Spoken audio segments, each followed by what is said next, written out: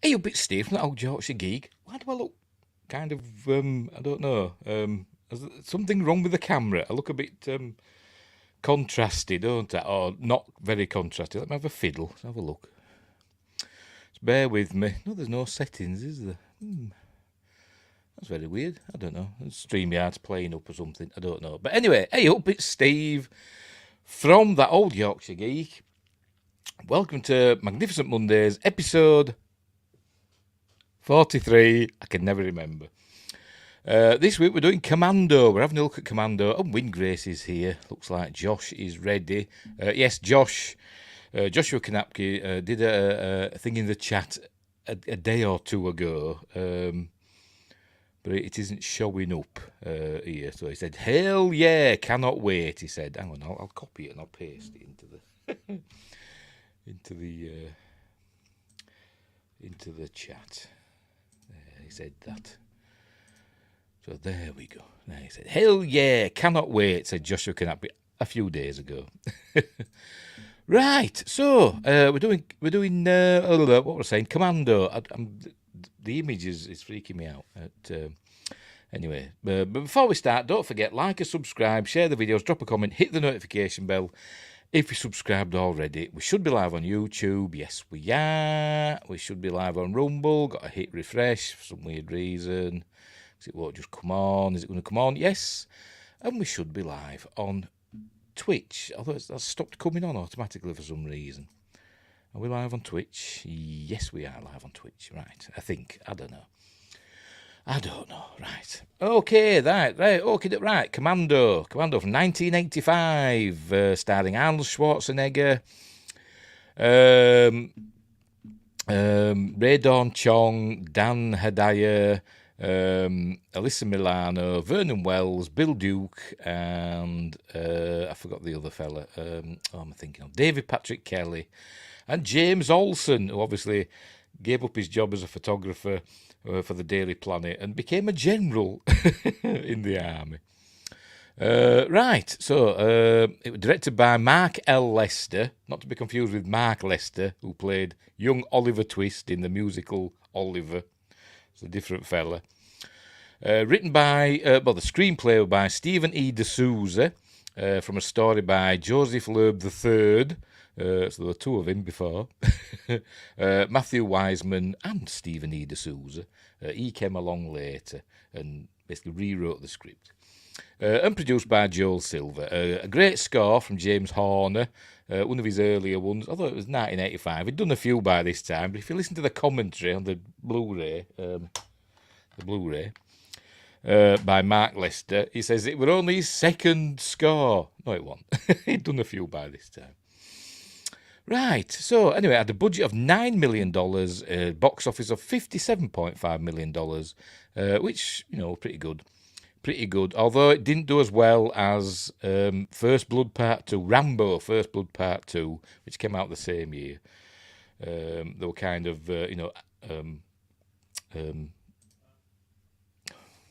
competing, that's the word, competing with each other. But Rambo won out on that one. Right, is that it? Shall we get on with the film? As usual, I'll not be watching it, just watching it, because we'll get into trouble, get copyright, everything, blocked and all that stuff. So I'll go through it in a series of stills. I may play the odd snippet. So there we go. Right, let's get on with it. See if I can remember the things I've learned from the special features on the Blu-ray and the commentary. And me notes. I have notes. You can't see them, but I can. I've got them in a text file here. For instance, it's the feature film debut of Chelsea Field. Remember her? So she's in this in a bit. I'll point her out when we get to that.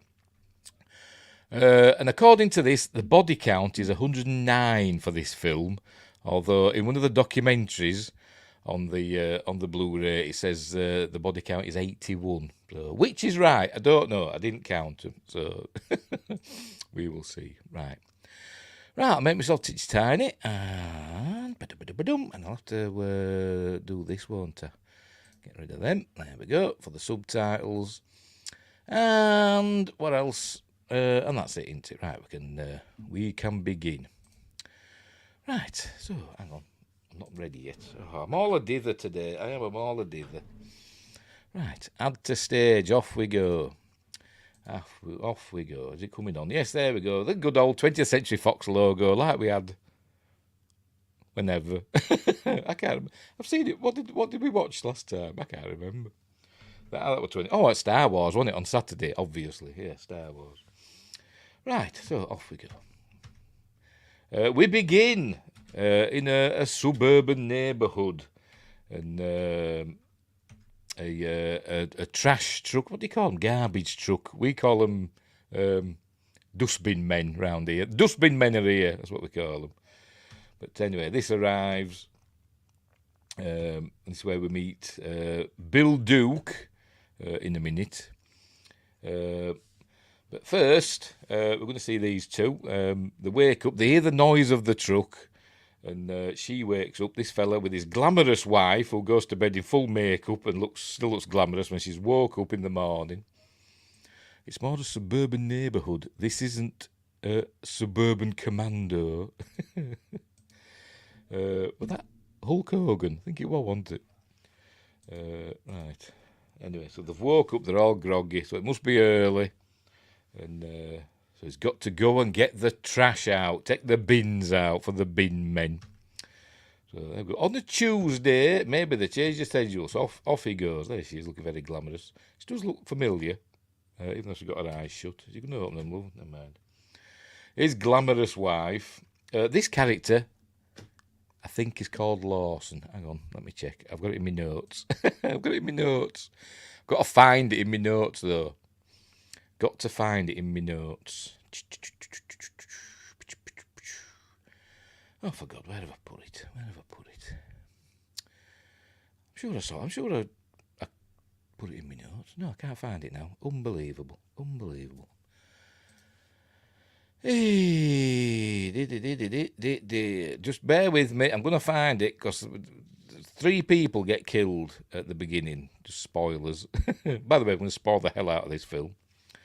I think one's called Lawson. This might be Lawson. I can't remember. Come on, where is it?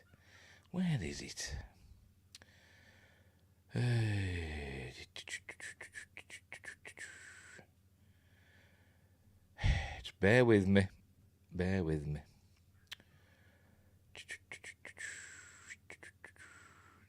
Oh, it's getting on my nerves, is this? I could have swore I highlighted this in my notes. Whatever. Can't find it now. Unbelievable. Brother. What you gonna do? I wonder why my camera's looking like that. I don't get it. For some reason, StreamYard's lost my camera, so I had to go searching for it in the list of cameras, and it's come up looking weird, and I don't know why. Like there's not enough contrast on it, isn't there? See if I can have a faff. No, there's no way to do it, is there? Is that helping? Touch up my appearance. No, that's not doing anything, is it? Oh, it's in bloody low def as well. That might be why. That might be better. That's better, isn't it? There we go. For some reason, we're in 480p. Unbelievable. But that's better. 720 now. I'm not paying 40 quid a month for 1080. Not when I'm in the corner. Oh, I'm in the corner. Anyway, right, this character, whose name I can't remember, is getting the rubbish for the bin men. Because, if you miss the bin men, it's the end of the world, isn't it? So here we go. So here they come. Backing up to his drive. And then he comes running out with the bins. This is the days before wheelie bins. We all have wheelie bins now, don't we? This is when the bin men earned the money. Says, I thought I was going to miss you. This fella, I think we see several times during the course of the film. He's got one of the bad guys always got a cigar in his mouth. I think it's him anyway. Or is it him? Oh, no, I think this is somebody else. Whatever. Anyway, he says, I thought you'd miss me. And then Bill Duke, who we know from Predator and other films, says, don't worry, we won't. And I've got to admit, I know he's black, but it kind of reminds me of Gene Simmons, you know, the Kiss bassist and actor. His face, it just reminds me of Gene Simmons, which is curious because the director wanted Gene Simmons to play, not the director, the writer, or somebody.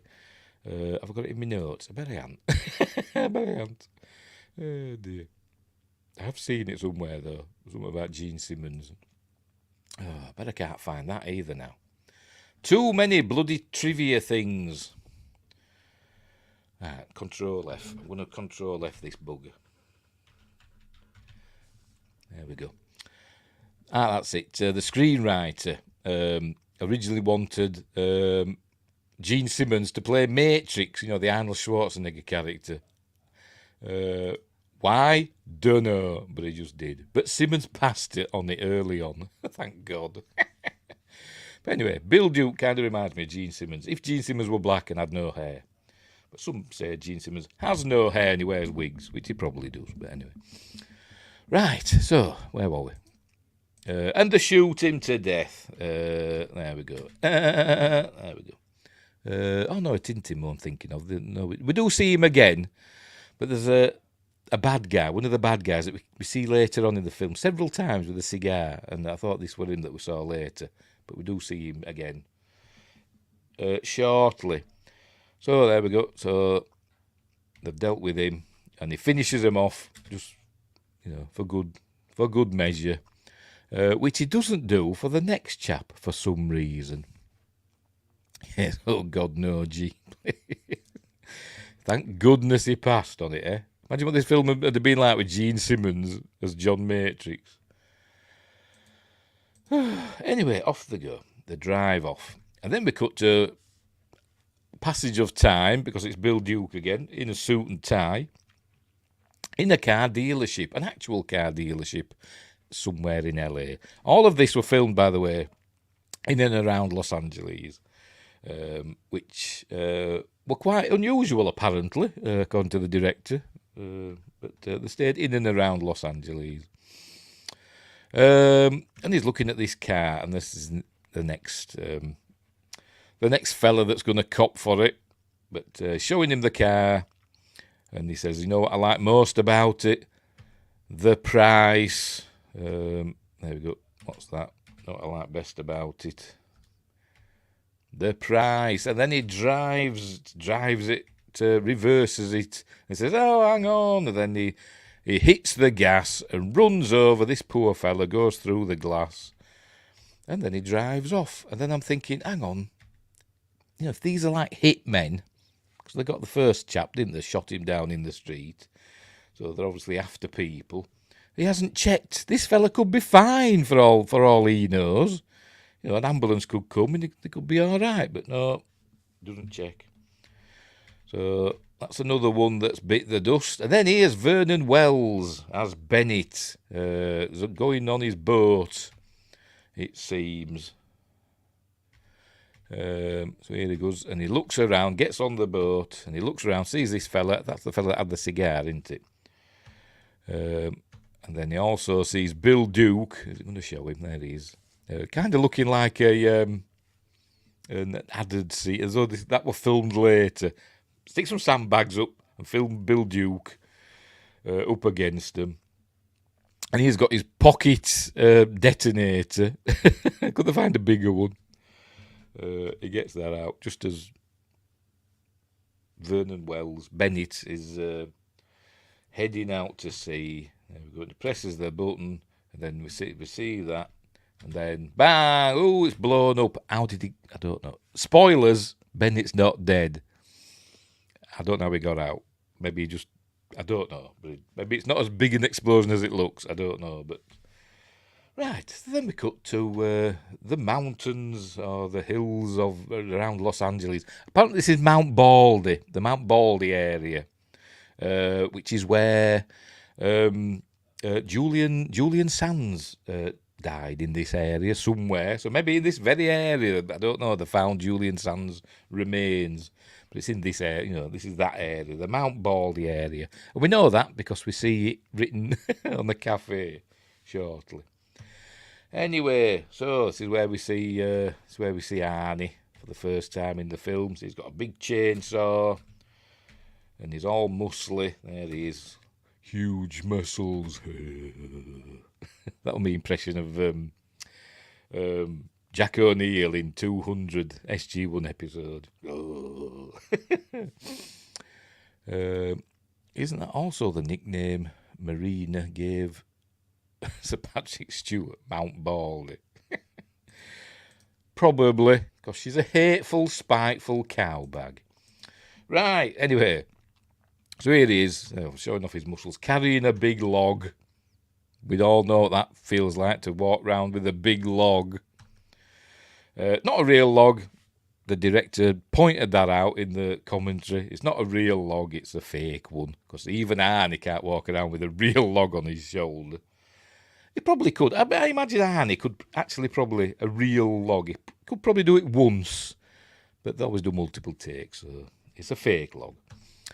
Right, so he's got this lovely house for just him and his daughter. Yet there's millions of chimneys all spewing smoke out. Not very environmentally friendly, is it? Don't ruin the magic. No such thing. So here he is. Now he's chopping wood. Thinks he's Kent Survival. So it's one of my favourite YouTube channels. Kent Survival.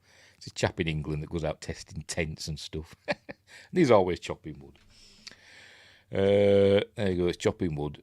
But somebody's sneaking up on him. Oh, who could this be? Who's sneaking up on Arnie? Is he going to cop for it? By the way, it's called John Matrix. Because it just sounds cool. He's actually supposedly from East Germany. So he must have defected at some point to the West and become a huge muscle-bound army colonel. Or special forces colonel.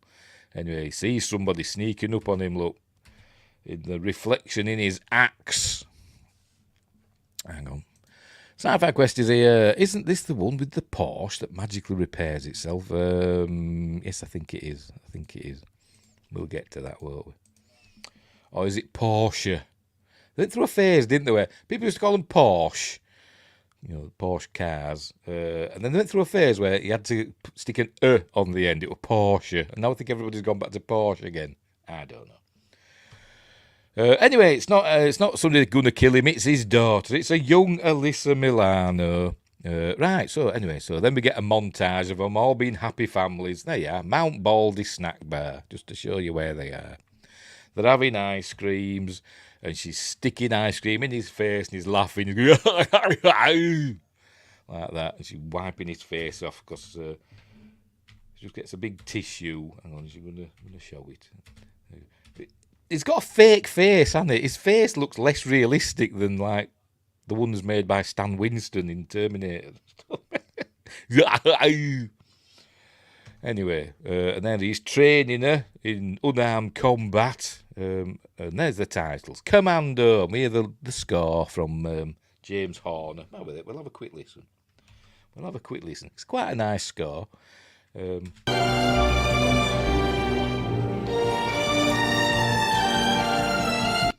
quite a nice score. But then it goes to his... somebody's the steel drums in it. Oh, I've got to pause it then. Getting into trouble. Wingrace says, and after this movie, he was put into witness protection and saved Christmas for Anakin. Yes, he did. Yes. Became Turbo Man. And I better make sure we're all right. Yes, we are. We're still okay on YouTube. Is this working on Twitch? I don't know. What's up with Twitch lately? It's I don't know. It's been very weird. Right, anyway. Where were we? Right. Oh, bloody hell. Right we go. And they're feeding the deer because they're at one with nature, somehow. I prefer arachnophobia score. Okay. Did James Horner do that as well? I have no idea who did the score for arachnophobia. Right, they're feeding the deer. Because, as I said, so everything's lovely. Then they're off fishing, and she catches a fish because she's a girl boss. There's James Olsen, as I said. Must have stopped being a photographer for the Daily Planet.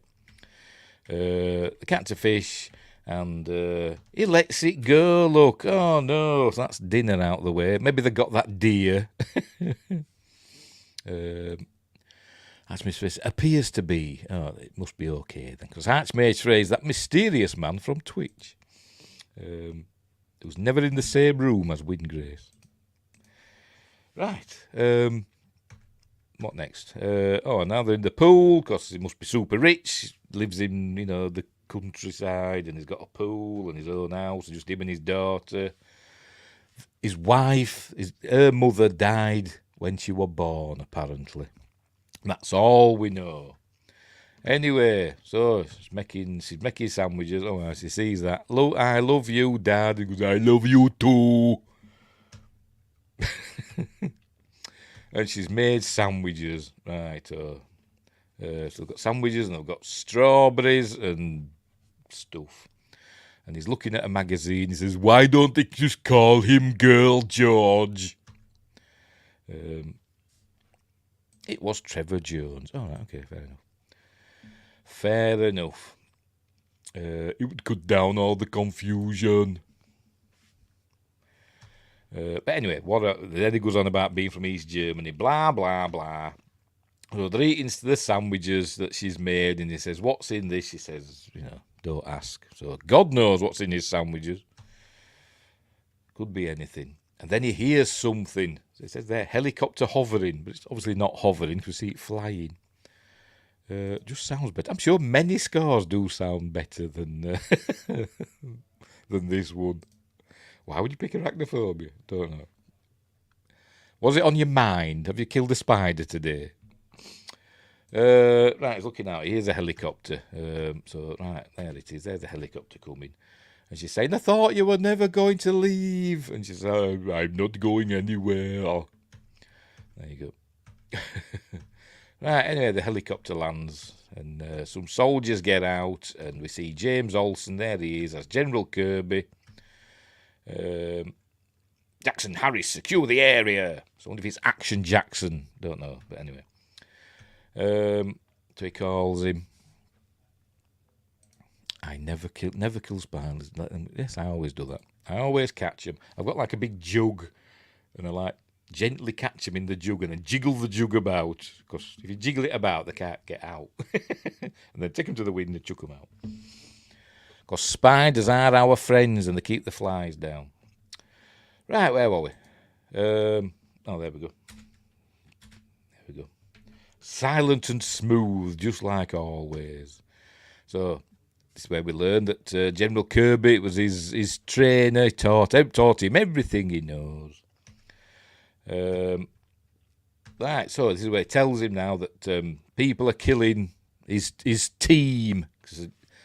This must be before he became, I forgot his bloody name now, Dutch.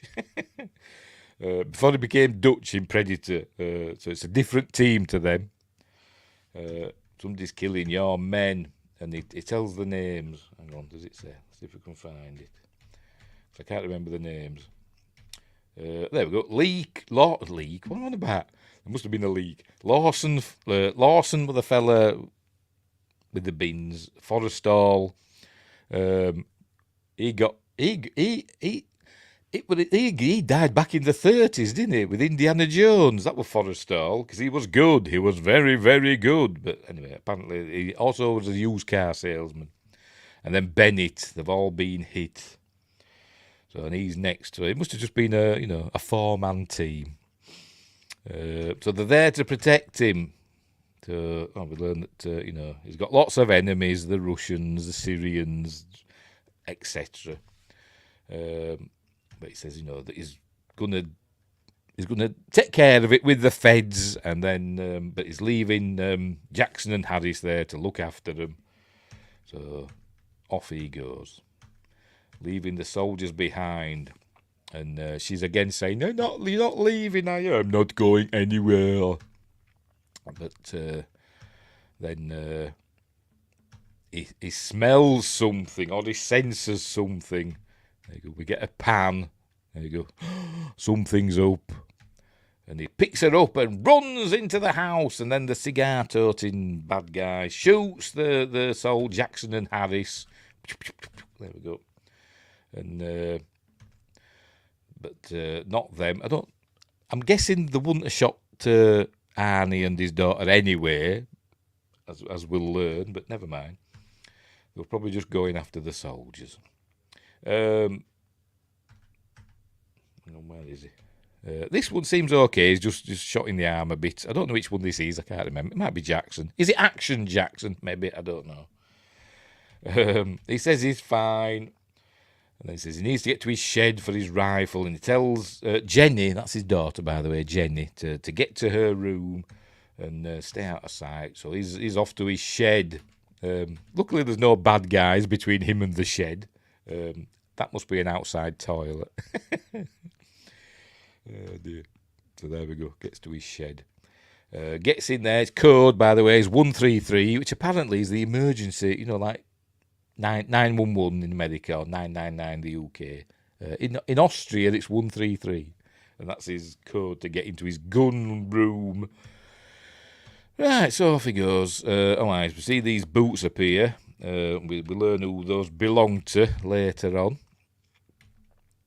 Right, so he's running about on his roof a lot. And then we see, I'm going to call him Jackson. See, he's got his throat cut. He's dead. This must be his daughter's bedroom, judging by the posters. Oh, Duran. Oddly enough, Duran, poster there, you can just make it out there. Andy Taylor from Duran did the song at the end of the film. So I just thought, that's probably why there's a Duran poster. Anyway, sees this fella sitting there with the I love you, Dad heart thing that she'd made. And he's saying your daughter's safe, and if you do as you're told, no harm will come to her. And then he looks out, and there you go. He sees these cars, a car and a van driving away. Says, and if you want your kid back, you have to do as you're told. You have to do as you're told, right? He's wrong, and blows him away. Because that's what he's like. So now he's going to go after his daughter now, but they've knackered up his truck. They've taken all the wires off or whatever.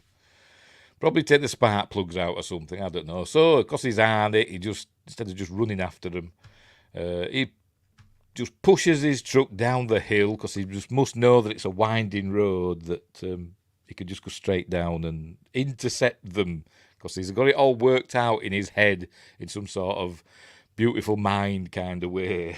All the angles and speeds.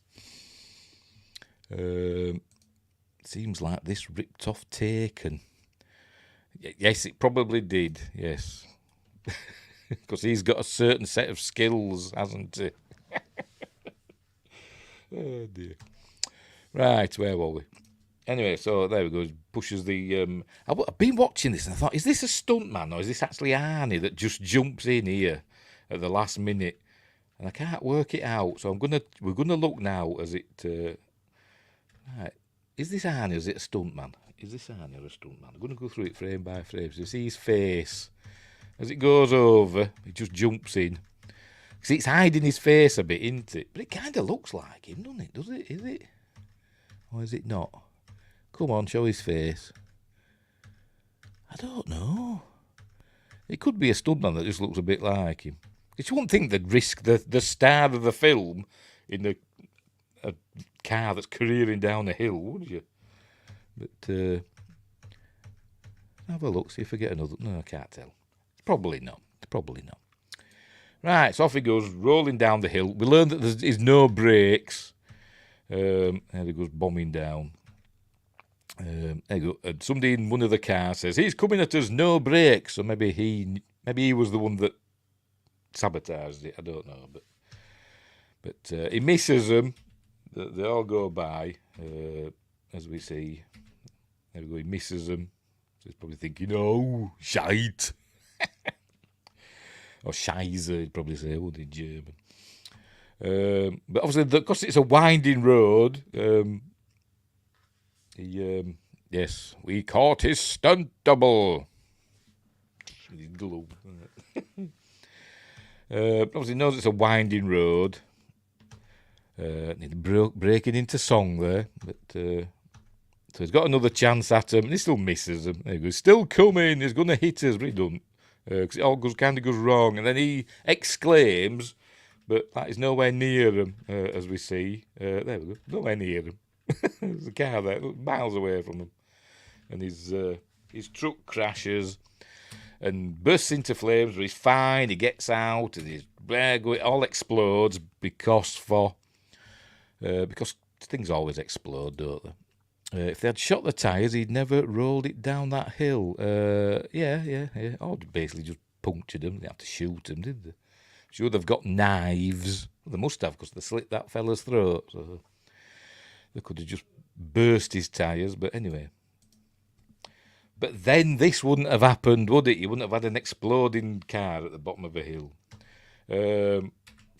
Anyway, apparently this cut on his forehead here, or his temple, or whatever you want to call it, is a real cut. I don't know if he did it during this scene or what, but apparently it's a real nick he's got. But I think they've touched it up a bit with some fake blood. But apparently it's a real one. Anyway, he's fighting the bad guys. There he goes, dealing with them. But they outnumber him, and then Bennett arrives with with his dodgy clothes. He's going to some sort of, some sort of bar where basically it's all men. You know what I mean? Looks like it. I think Vernon Wells described his character as looking like Freddie Mercury on steroids. Which, yeah, it kind of does. So we learn Bennett's not dead. So he shoots Matrix with a dart gun. A tranquilizer. So, there we go. I'm going to show it. There we go.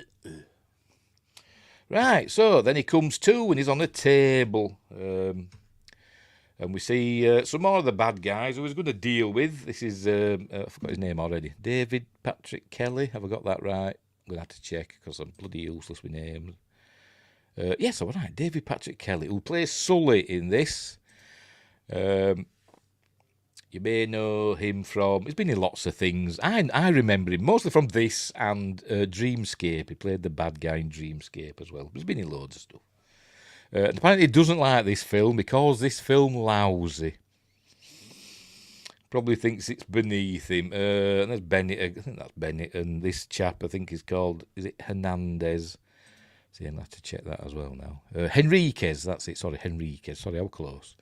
Charles Meshach is that actor who... He's got one of those faces. I've seen him... Oh, press wrong button. I've seen him in other things, but I can't think what. And who else we got? Oh, and then Dan Hedaya well, he calls himself President Arias, but he isn't. He's a former President Arias. Anyway, so he's looking up at those. So this is where we learn. He's telling him that he shot him with a tranquilizer. Well, and he says, I wanted to use the real thing. By the way, Vernon Wells is Australian. So probably most famous for playing Wes in Mad Max 2, The Road Warrior.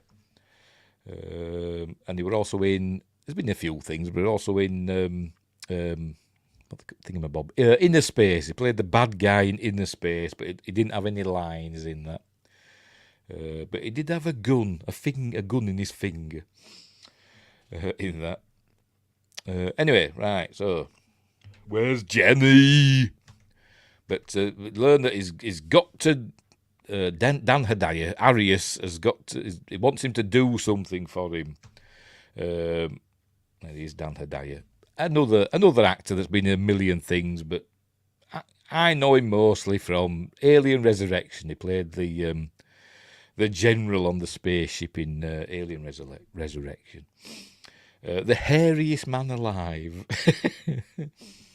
He wants Arias, it's called, wants him to go to Valverde, which is some fictional Central American country.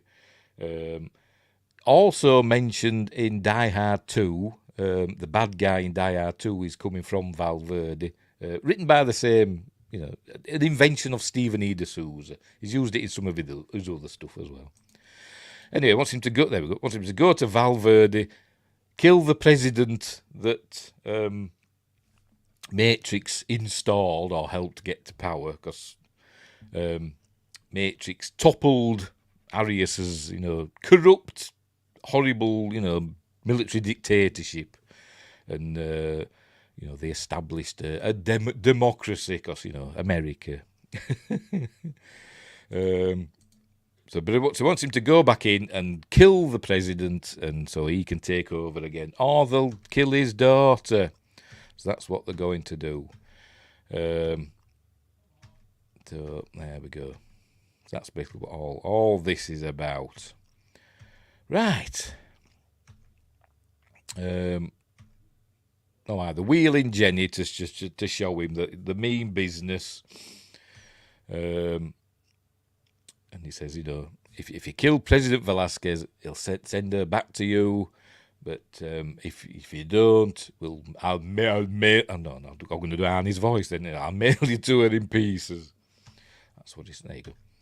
Right, so meanwhile, back at his house, General Kirby's come back and found all the dead bodies. And so he knows that Matrix is out there somewhere, up to shenanigans. Right, so anyway, we're at Los Angeles Airport.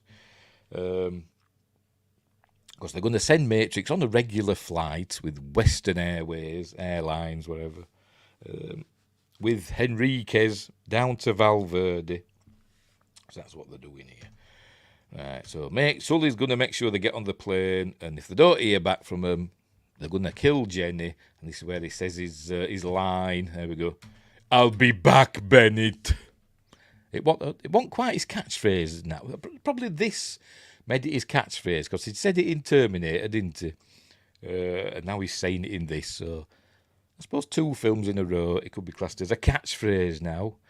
And Scottish Geek Guys here, Howdy Fella, absolute classic film. I remember wearing out the VHS as a kid. Jenny! Yeah, it's a cool film. Crap, but cool. Anyway, I'll be back. John, I'll be ready, John. It's got a stupid voice. Right, so here we go. They're going through, ready to get on the plane, and he gives him his ticket, and he puts some money in his pocket to Sully. Sully puts some money in Matrix's pocket, saying, have a drink, and all that. He says, I like you, Sully. There you go. That's why I'm going to kill you last. Right, so off they go, getting on the plane. They did hire an actual plane for this, obviously. They did actually fly, and they had to have it like taking off and flying and coming round and landing and taking off and flying and coming. And they were running out of time, apparently. And so I think it was Joel Silver had to go up to the control tower and tell them, look, we're doing this film, because other planes were being told to land and take off. Because they're only doing the jobs, aren't they, the air traffic control chaps? And he told them, we're doing this film, our plane has got to have priority. So anyway, it did. So they'll let this plane take off and land a few times to get the shots and stuff for what they had to do. Anyway, so they're getting on this plane. This is where we meet Chelsea Field. There she is. There's Chelsea Field. Remember her from, I don't know, Masters of the Universe and other things. Right, so this is a weird thing. So he's supposed to be like his chaperone, isn't he? Henriquez is supposed to be Matrix's chaperone. So why does Henriquez get the window seat? You'd think he'd sit on the outside of him, wouldn't you? So to make sure he don't, get out, try and escape or whatever. But no, he takes the window seat. Never mind. Sorry, Wingrace, I didn't notice that. So, thank goodness there haven't been any problems with democracies we've installed in real life. Yes, thank goodness for that. Oh, dear. The grand chessboard, or whatever they call it. Right, so, they could have a blanket and a pillow, please. And then he's watching the door, watching Chelsea Field close the door. And So they're getting ready. So he gets his blanket. Apparently they had some army special forces chap or whatever. What's the word? Consult on this scene and show him how to basically knock him out with his elbow while using the blanket. Because that's what he does. Hang on. We haven't got there yet.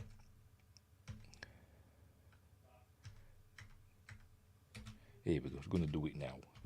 Knocks him out with his elbow. Makes loads of noise and loads of commotion. Like you see, his magazines flying about through the air. And then he grabs him and breaks his neck. And nobody bats an eyelid. Nobody just happened to be looking in that direction at the time. And the people in front are totally oblivious, as we'll see. There we go. Totally oblivious. But maybe they did hear and they thought, I'm not getting involved, which is probably what I'd have done. So he's dealt with Enrique. So he covers him up with a blanket and puts his hat on him. And he says to Chelsea Field, he asks how long, by the way, it's going to be. 11 hours, the flight time. And apparently it's really accurate. It's exactly 11 hours from when he sets his watch in a few minutes. But it's 11 hours to Valverde, which, I don't know, seems quite a long time. How far away is it? It must be a long way, it was 11 hours.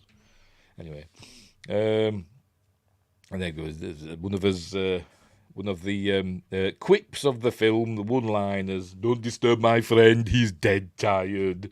There we go. Right, so the plane's taxiing.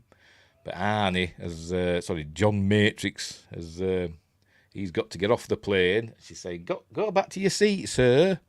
And I'm sick. But she don't try to stop him because, it's the 80s. You could do whatever you want on planes, couldn't you, back then? So he takes the elevator down to the, whatever this area is called. This was actually filmed on the plane. This is actually on the plane. Comes across a dog, a Doberman. And then we see that he's got super strong fingers. There we go. He can just break this, whatever this is, some sort of cloth, I suppose. Why don't you just do it through the zip or whatever that is there that seems to be, a weak point? No, through the bloody cloth. Look, I'm tough because I'm Arnold Schwarzenegger. There you go. But why don't you just do it from the zip to start with? Because that's like a weak area, won't it? Never mind. Right, so there you go. He looks out. We see the wheel. Looking at the wheel. There we go. Getting ready to take off is the plane now. Then he's in this. This is actually in the back of a truck now. With movie magic now. We're not on the plane anymore. We're in the truck, and they've recreated the landing gear of the plane on this truck. Going down the road or a runway or whatever. So there he goes. Not actually on the plane there. Still cool. Again, I think it's hanging on the side. It's like attached to the side of what they call it, a loader truck or whatever they call them. Or a camera truck or whatever. But this hydraulic rig that they've got. So here he is. And then the plane takes off. It does look cool. Hang on. And he must know he'll be fine because it looks a blooming long way down to me, but he's taking a bit of a risk, isn't he? Los Angeles to Argentina is 12.5 hours, so it's legit. All right, fair enough. It must be further than I thought. I thought it was just somewhere in Central America, not like South America, but anyway. Right, so... how long did it take me? I've been to Egypt. I think it was like 5 hours to get to Egypt. But anyway, from here. Anyway, right, so there you go. It jumps off. We see a not very convincing dummy coming down. Hang on. And then it cuts, then there's like an animation of Arnie falling.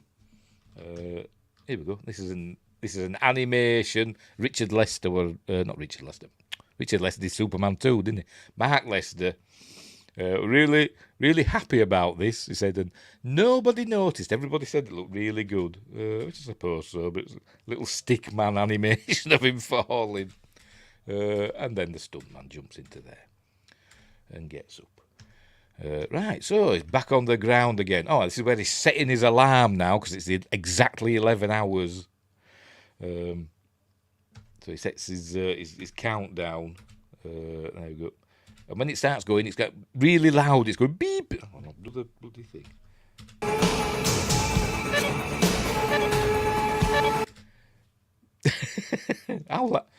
That'll be doing me head in. You hear that all day. Beep, beep, beep. Anyway, whatever. Right, so off he goes. He's got to go and save Jenny now from the block. Right, so here we go. Making his way back to the terminal. He's got to catch up with Sully. There's Sully on the phone. Lots of public phone use in this film, because it's 1985 and nobody had cell phones. Or if they did, they were massive, weren't they? Anyway, he's on the phone. I think this is also where we first see... There we go. Ray Dawn Chong. There she is. She's on the phone to her friend. But anyway, he's saying that the plane is on the way. He's on the phone to Arius. And there he goes telling him, oh, look, he's got a cell phone or whatever. It's huge, look, on a wire. So he's telling him, well done, all that stuff. Right, so they're off on their boat now. They're heading to... They're not heading to Valverde. They're heading to another island. He's got like a base on an island. Save Jenny from those Atlas reviews Sci-Fi Quest was talking about. Yes, it's not getting good reviews, is it? That, but anyway, I bet it's ace. I'm going to watch it out of spite and say it's good, even if it's not. Anyway, so there he's telling her that. Because they think he's on the plane. They don't realise he's got off the plane. They think he's still on the plane, heading to Valverde. So they think everything's going swimmingly. So they're going to take her below, and they're going to set off by boat to his island. It's supposed to be somewhere in the Channel Islands. Not the Channel Islands we have here with Jersey and Guernsey and Sark and all them. The Channel Islands off Los Angeles. They're heading there. Which is apparently 2 hours by plane. Why does everything take so long to get there? But anyway. So he's back in the terminal looking for Sully. There he's just hanging up. And now he's got his sights on Ray Dawn Chong. She's talking on the phone to some chap who apparently seems not interested in her. Seems not interested. What can I say? It was a good movie, I thought. Well, there you go. There you go. I haven't watched it yet. Atlas. I haven't watched it yet. Anyway, she's trying to get some chap to have dinner with her and the rest, by what she says.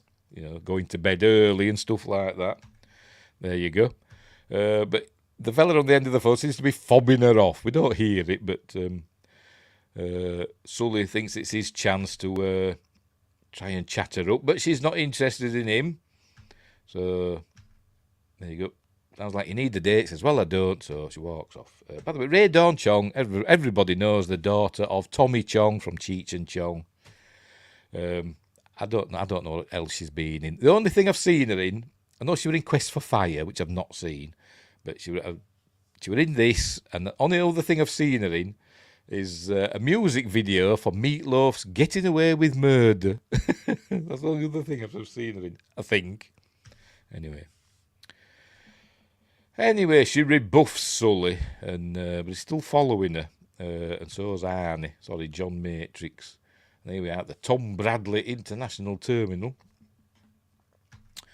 She's heading to the parking garage to get her little red sports car, but Sully's still chasing her, the bloody oily, greasy git, and still trying to chat her up. She says, I'm not interested, so he calls her...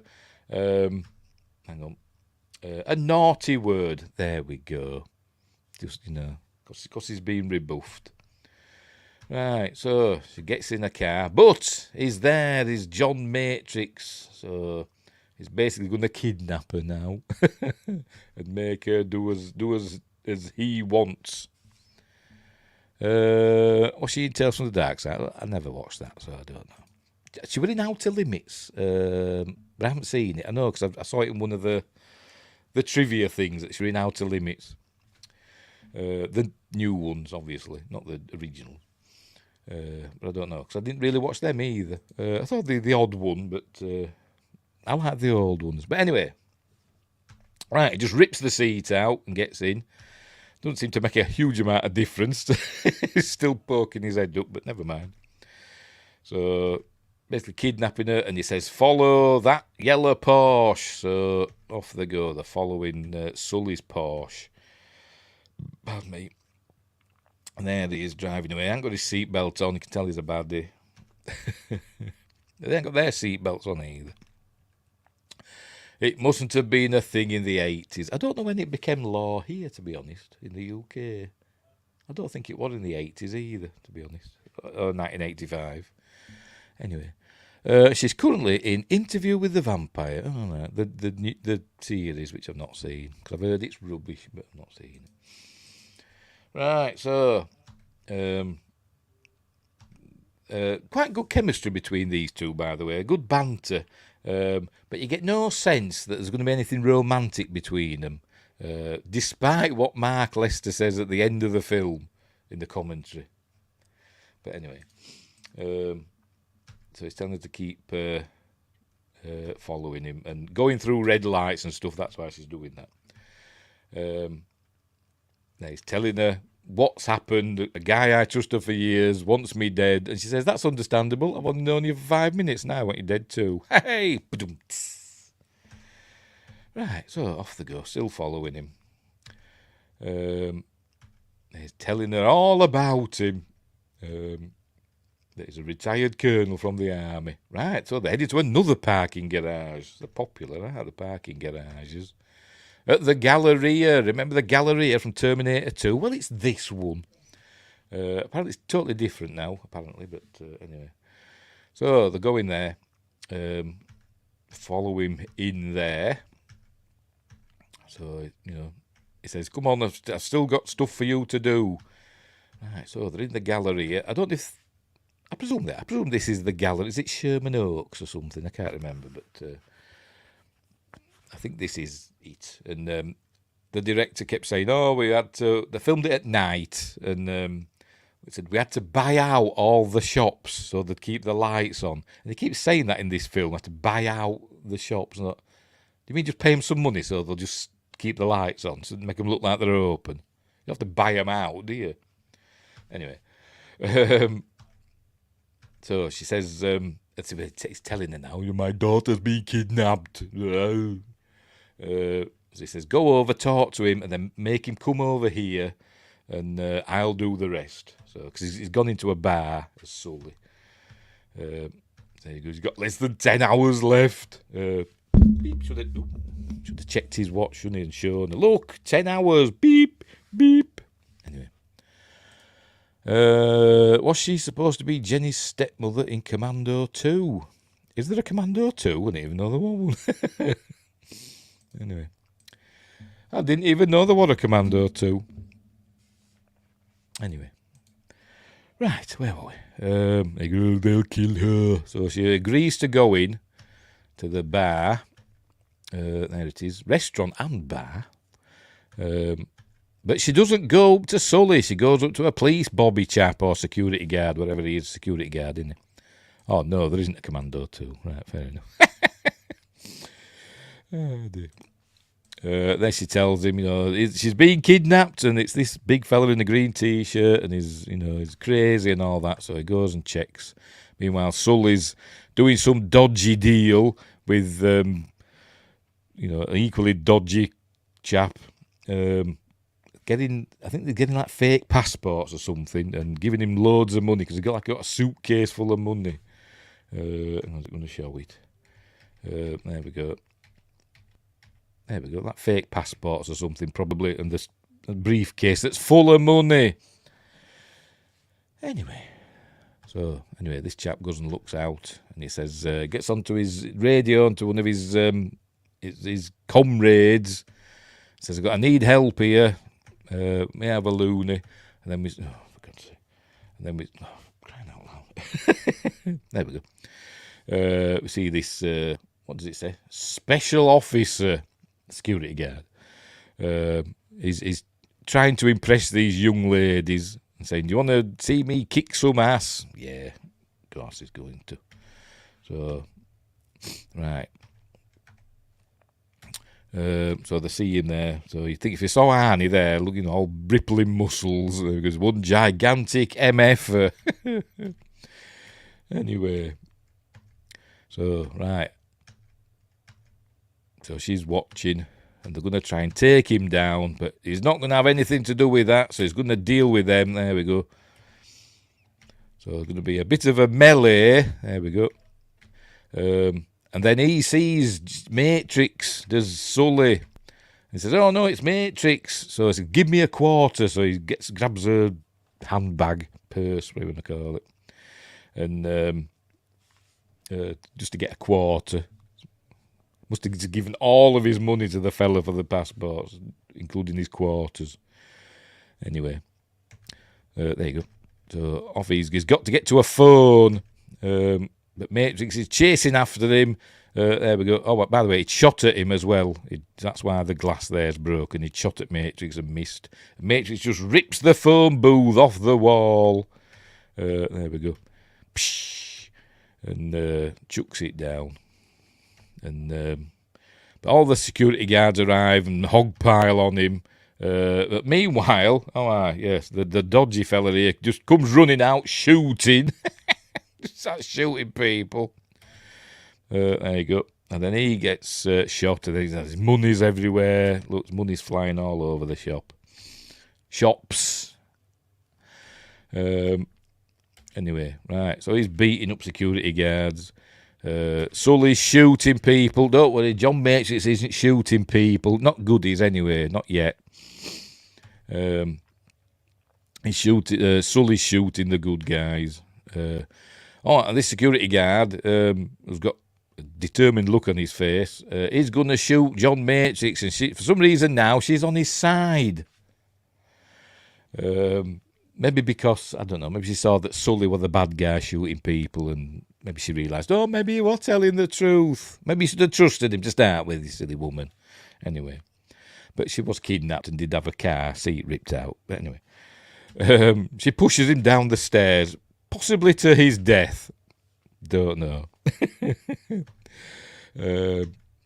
Anyway, right, so now Sully's got into a lift, an elevator, one of those glass elevators, like Willy Wonka has, that goes up and down. As elevators are wont to do, he's going to, hey, lady, oh, no, he's fine, look, he's fine. Hey, lady, stop. So he's got to fight off these, and then he's off in his great glass elevator.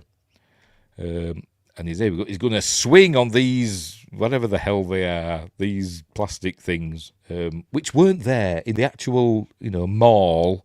These are set dressing, And this chap, obviously not Arnold Schwarzenegger, and the director was saying, the fella that came to do this stunt, he said he was half the size of Arnold Schwarzenegger, and he says, you're nothing like him. And the fella says, don't worry, I'm from a circus, and when I do it, nobody will notice. It'll be fine. And actually, you can't really tell. They should have those robots from Chopping Mall. Yes, they should, with their lasers and stuff. Or whatever they had. It's been a while since I've seen that one. So here he goes swinging, this little fella that's half the size of Arnold Schwarzenegger. But there he is. Whee! With his big forehead. He's got a big forehead, hasn't he? But anyway. So there we go. And then suddenly magically turns into Arnold Schwarzenegger. It's a bit of a Texas switch. Let's have a look. Hang on, watch it again. Oh, no, it cuts away, doesn't it? It cuts away, yes. It's not a Texas switch. So he's on top of there. Well, I'm going to say something as well. What did it remind me of? What we're going to say? I've forgotten. Never mind. Right, so Sully goes running out and he jumps down, fights off more security guards. Sully's back in his car again in his Porsche. God, I wish I could remember what I was going to say. I'm sure it was vitally important. Oh, yeah, that's what I'm going to say, because on about this little fella, this little stuntman, because sometimes a stuntman can look nothing like the person they're replacing for the stunt. Let's go back again. Like this fella. Whee! I said they can look nothing like the fella that that they're replacing to do the stunt, such as I forgot his bloody name. Bob Simmons, who was a James Bond stuntman back in the 60s. He was a James Bond stuntman, and 70s, and he once did replaced Richard Keel, who was like 7 feet tall in Spy Who Loved Me. And Bob Simmons is like, I don't know, 5'9" or something like that. Not as tall as Richard Keel, and he had to go through it to do Jaws, Richard Keel's character, going through a train window. And everybody was saying, but you're tiny compared to Richard Keel, nobody will believe it. And he says, no, it'll be filmed in such a way that you can't really tell. So, and it works, so there you go. The magic of movies. Movie magic, Win Grace. Just like that, with his big forehead. Right, where were we? Get to the parking garage. Right, he drives out. There's, what's his face? Sully. And luckily, Ray Dawn Chong had left the keys in the car. So he takes Ray Dawn Chong's car. So he's driving out, but she comes running out, and luckily he stops for her. I'd have just carried on driving, but never mind. Is your immersion broken? Has it taken you out of it? I hate it when reviewers say stuff like that. Oh, watching this film and such happened, and it took me out of it. But you're not in it. You're watching it. What do you mean took me out of it? It's not virtual reality. It's a bloody film.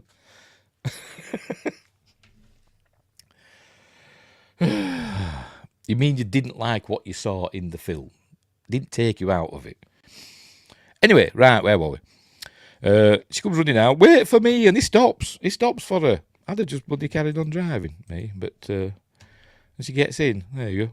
And now she's moaning at him, saying, "No, you got me involved in the shootout, and then I saved your life, and they started chasing me." And there you go. She's explaining what happened, and then this, that, and the other happened. And they say, "You're going to tell me what's going on?" Although he already had.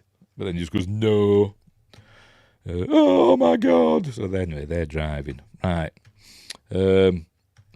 Driving through traffic. That's they just filmed this. They must have got some stunt drivers or something just to weave between. But apparently, I think this is just supposed to be just regular traffic, and they just had a camera in the back of a pickup truck. That's what he said anyway. And they just weaved in between the traffic, which seems a bit dangerous, doesn't it? Like that. But apparently, that's what they did. Don't know. Or maybe it were quiet, and maybe just they had some of their cars as well. I don't know, but anyway, right. So they're still following him. Look, and they end up. I think they end up on Mulholland Drive. Yes, they do. There you go, taking a shortcut. I think they're on Mulholland Drive now, which is a film by David Lynch, isn't it? But is this they're going to be where it repairs itself? Let's check, see what happens, because I can't remember what happens. Oh, there we go. So it's all battered at the side. He's ramming it from the side, and so they keep doing that. There we see there. Look, all the doors bashed in, and I think it's that magically repairs itself, doesn't it? I think. We'll see. So they carry on doing that. So he's shooting. Look, he's shooting because he's a baddie. And then it goes. There you go. It goes over It goes over, and for some reason they crash into a telegraph pole, and they're fine, and it looks bloody bang, I mean, look at her. Oh, let's go back again. Go through a frame at a time. She'd have been dead. They'd all bashed their faces on the dashboard, haven't they? Look at hairs everywhere.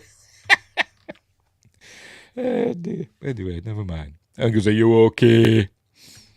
So she says, yeah. So he goes out and drags Sully out. He goes through his pockets and he finds a motel room key. And Sully won't. He's asking where is Jenny? And he goes, he picks him up and takes him over to this cliff edge. And originally, Mark L. Lester, not to confuse him with Mark Lester from Oliver, says, I want you to just pick him, hang him by his feet over this cliff. The actual actor. And Arnold apparently said, I can't do that. You know, A, it's like super dangerous, and B, I can't, you know. I might be muscly, but I'm not that strong. You know, and they said, but you can lift 300 pounds. Yeah, but I still can't do that. So they had to use a crane and fasten the stuntman act or whatever. By a crane. He's got a wire going up on his foot. Anyway, well, the Who 7-day ratings haven't been released today. Maybe tomorrow, but it is a bank holiday. Yes, it is today. But who cares? Who cares about Doctor Who? See what I did there. Right, where were we? This is my weak arm. And look at him hanging, dangling him.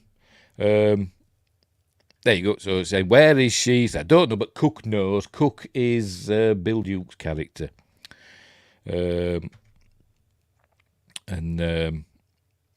he knows where to find. He knows that he's in this motel. My viewers care. Yes, they do. Stop taking me out of that historical documents. Okay. Where were we? Yes, he knows where Cook is because he's got the motel key. That's obviously where they're going to meet. And that's where he does it. Remember, I promised to kill you last. He goes, that's right, Matrix, you did. I lied. Oh, hang on.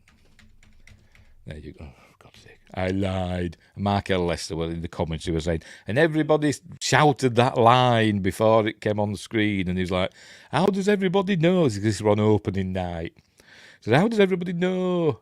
But apparently within the trailers, everybody knew. So that's the end of Sully. She's looking at her car thinking, my car's knackered. Right, it's an amazing car that repairs itself. Arnie's going to come along and puts it on its rights it.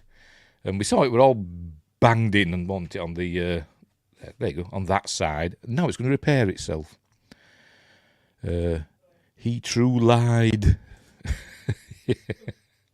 Yes, he did. So off they go, they're going to drive off. And the car's amazingly going to repair itself in a minute. There you go. What do you do with Sully? I let him go. So they're going to drive off now. Is he going to show it? That's not Arnold Schwarzenegger, is it? Don't bloody look like him. Who the hell is that? It could be... Couldn't they find something that looked even slightly like him? Bloody hell. Anyway, right, there we go. Magically repaired itself, look. There you go. There you go, Sci-Fi Quest. There you go, the magically repairing Porsche. It must be like Christine. It's repaired itself. Right, so, where are we now? I've arrived at the island. By the way, that boat, Arius's boat, once actually, in real life, belonged to John Wayne, apparently. And I forgot what it's called. It's in my notes, I hope. If I can find it.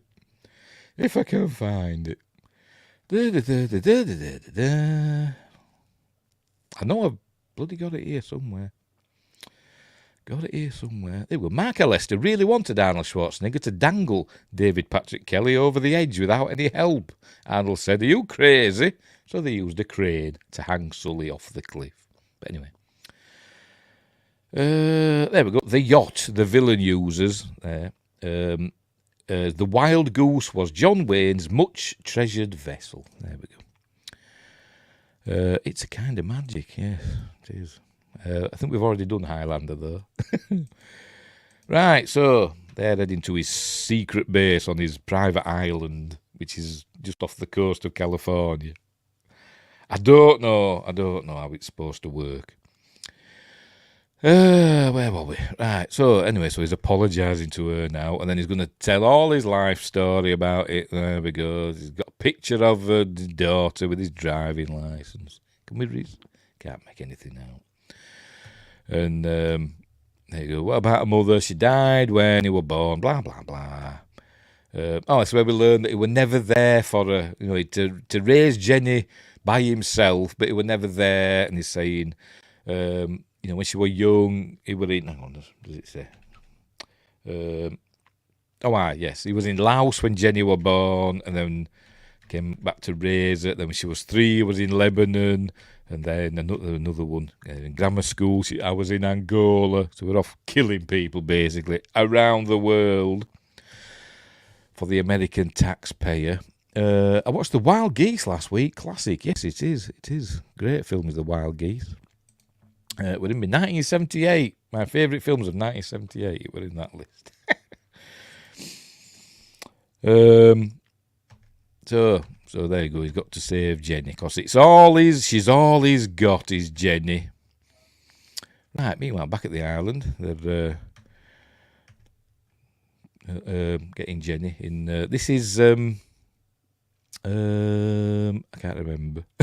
I can't remember where this one filmed. It was either filmed at the Harold Lloyd estate or something to do with William Randolph Hearst, and I can't remember which is which. This might be the Harold Lloyd estate. Oh, this might be somewhere totally different. I can't remember. But anyway, Richard Burton, great actor. Yes, he is. He was. Anyway, right. So the locker in a room with no furniture in, apart from some curtains. Right. So there you go. He's only got 7 hours, 57 minutes, and 28 seconds before the moon crashes down. Sorry, that's a different film. Right, so they arrived at the motel because they got the motel key from Sully, so they've arrived there now. So they go into the room. Cook's not there yet, so they're looking round. I think he turns the shower on so nobody can hear him. But then Cook arrives. Here he is. There's a knock at the door. So he says, "Go answer it." And so she's pretending she's, one of Sully's girlfriend.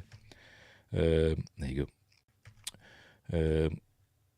I don't think he believes her, so he just comes in, and there you go. And a fight ensues. So this is the famous.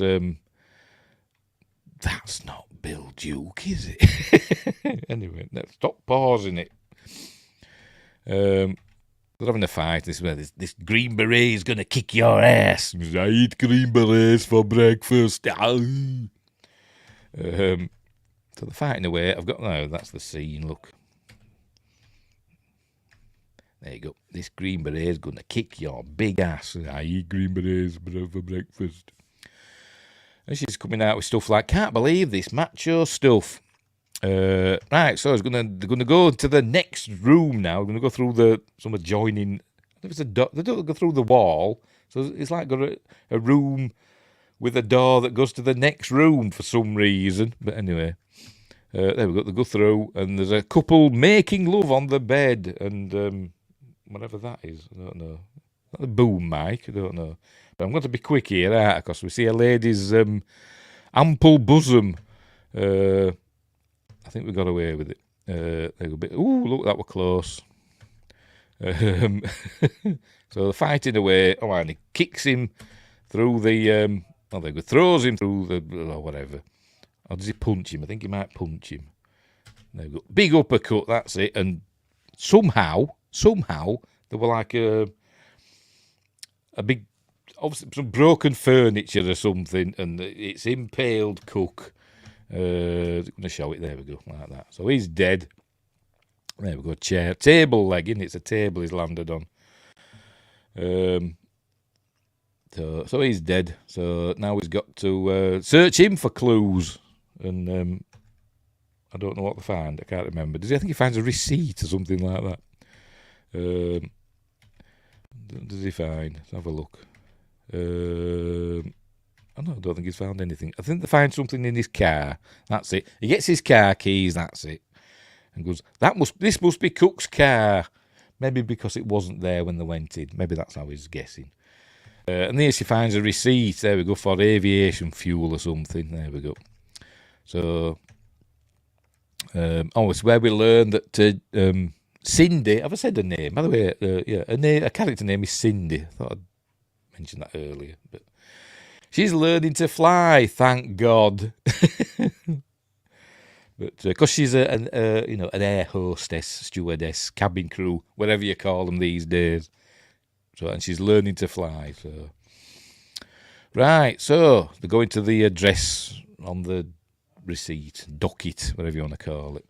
So they head there. Patria Enterprises, which apparently is actually a real place. It's some company that makes things, and I've forgotten, but it is in here somewhere. I can't remember. It's time for the Control F.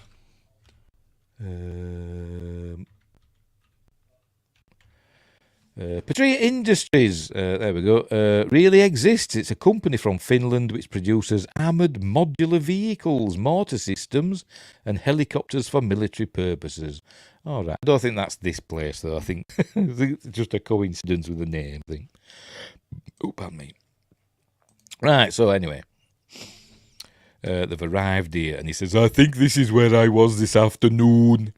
So in the go, he just breaks that off, because, chains are no hindrance to the man. There we go. Look, like nothing, because he's superhuman. And then he says to her, he says, oh, there you go. Go this way, points down there, and wait for my signal. And I'd be like, what are you talking about? What signal? What the hell are you talking? I'm not a soldier. I'm just a regular person. What do you mean? What will your signal be? A flare? I don't know. Or will you go, or whatever? They do things like that, don't they? Make bird noises. I have no idea. Anyway, she toddles off.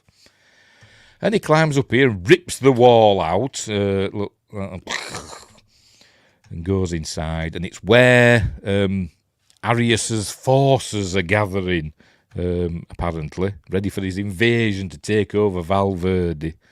There you go. It's got tanks and everything, look. And apparently, what it now? I can't remember if it was Stephen E. D'Souza or the director. He'd seen it in a documentary or something about there was a warehouse or something in America or somewhere. Where like mercenaries or where arms were being stored for like an invasion of Nicaragua or something like that. And it was in a news thing that he saw and he thought it'd be interesting to have that sort of thing in this film, so they did. Right, where were we? Right, so he's crawling about. Nobody's noticing him. Look, he's just walked past, not seen. Oh, who's that under there? Don't know. So he wanders about. A couple of chaps come out. He goes in here. This is one of his weightlifting buddies, apparently. Don't ask me his name. I've no idea. So he deals with him and then stashes him in the cupboard. And now he goes and does the signal. So he opens the window and says, Cindy, climb in here. So she climbs in. So anyway, so they find maps and latitude and longitude and all that stuff. Don't know what that says. 265 somethings from El Toro. Isn't that marine base that's in Independence Day? I don't know. But anyway, so that's where it is. Apparently that's the island that they're going to. I don't know if it exists in real life, but these are the Channel Islands that's off the coast of California. And down there's the Catalina Islands, isn't there, down here? But there's a mystery island in the middle. So anyway, right, so that's where they have to go. So he's doing he's got his slide rule out and stuff, and he's drawing lines on the map. So here's a photo of an aeroplane. Maybe they use that. But there's also photos of other stuff if you look on the wall. Look, jets and fighters and... But, this other aeroplane. There you go. Maybe they used it to fly out there. And she says, oh, so she's putting things together. Type 4 aviation fuel is amphibian. I didn't know there was a difference between seaplane fuel and regular fuel. Maybe there is. I don't know. But she does the calculations in her head because she must be an ace pilot, even though she's just learning. And another beautiful mind thing must have happened where you see all the calculations going on. But 250 gallons to fly there and back. She just knows. But anyway, so they find out that it's there. It's at the Pacific Pier at San Pedro. So that's where they have to go next. Because he says, I didn't see a plane in here. There's just tanks and everything. So there you go. It takes 2 hours to get to that island. 2 hours. It must be a slow plane. I don't know. So they're heading there now. Not yet, though. They're going shopping. It says, where are we going? Shopping. So there you go. So now they're going to get some guns and stuff. Hang on, we see it in a minute. There we go. Surplus City. Guns, ammo, America. I'll just leave the coordinates for our secret volcano lair on the desk next to the charts. Why not? Yes, exactly. Yes. You don't get it, do you? You just don't get it.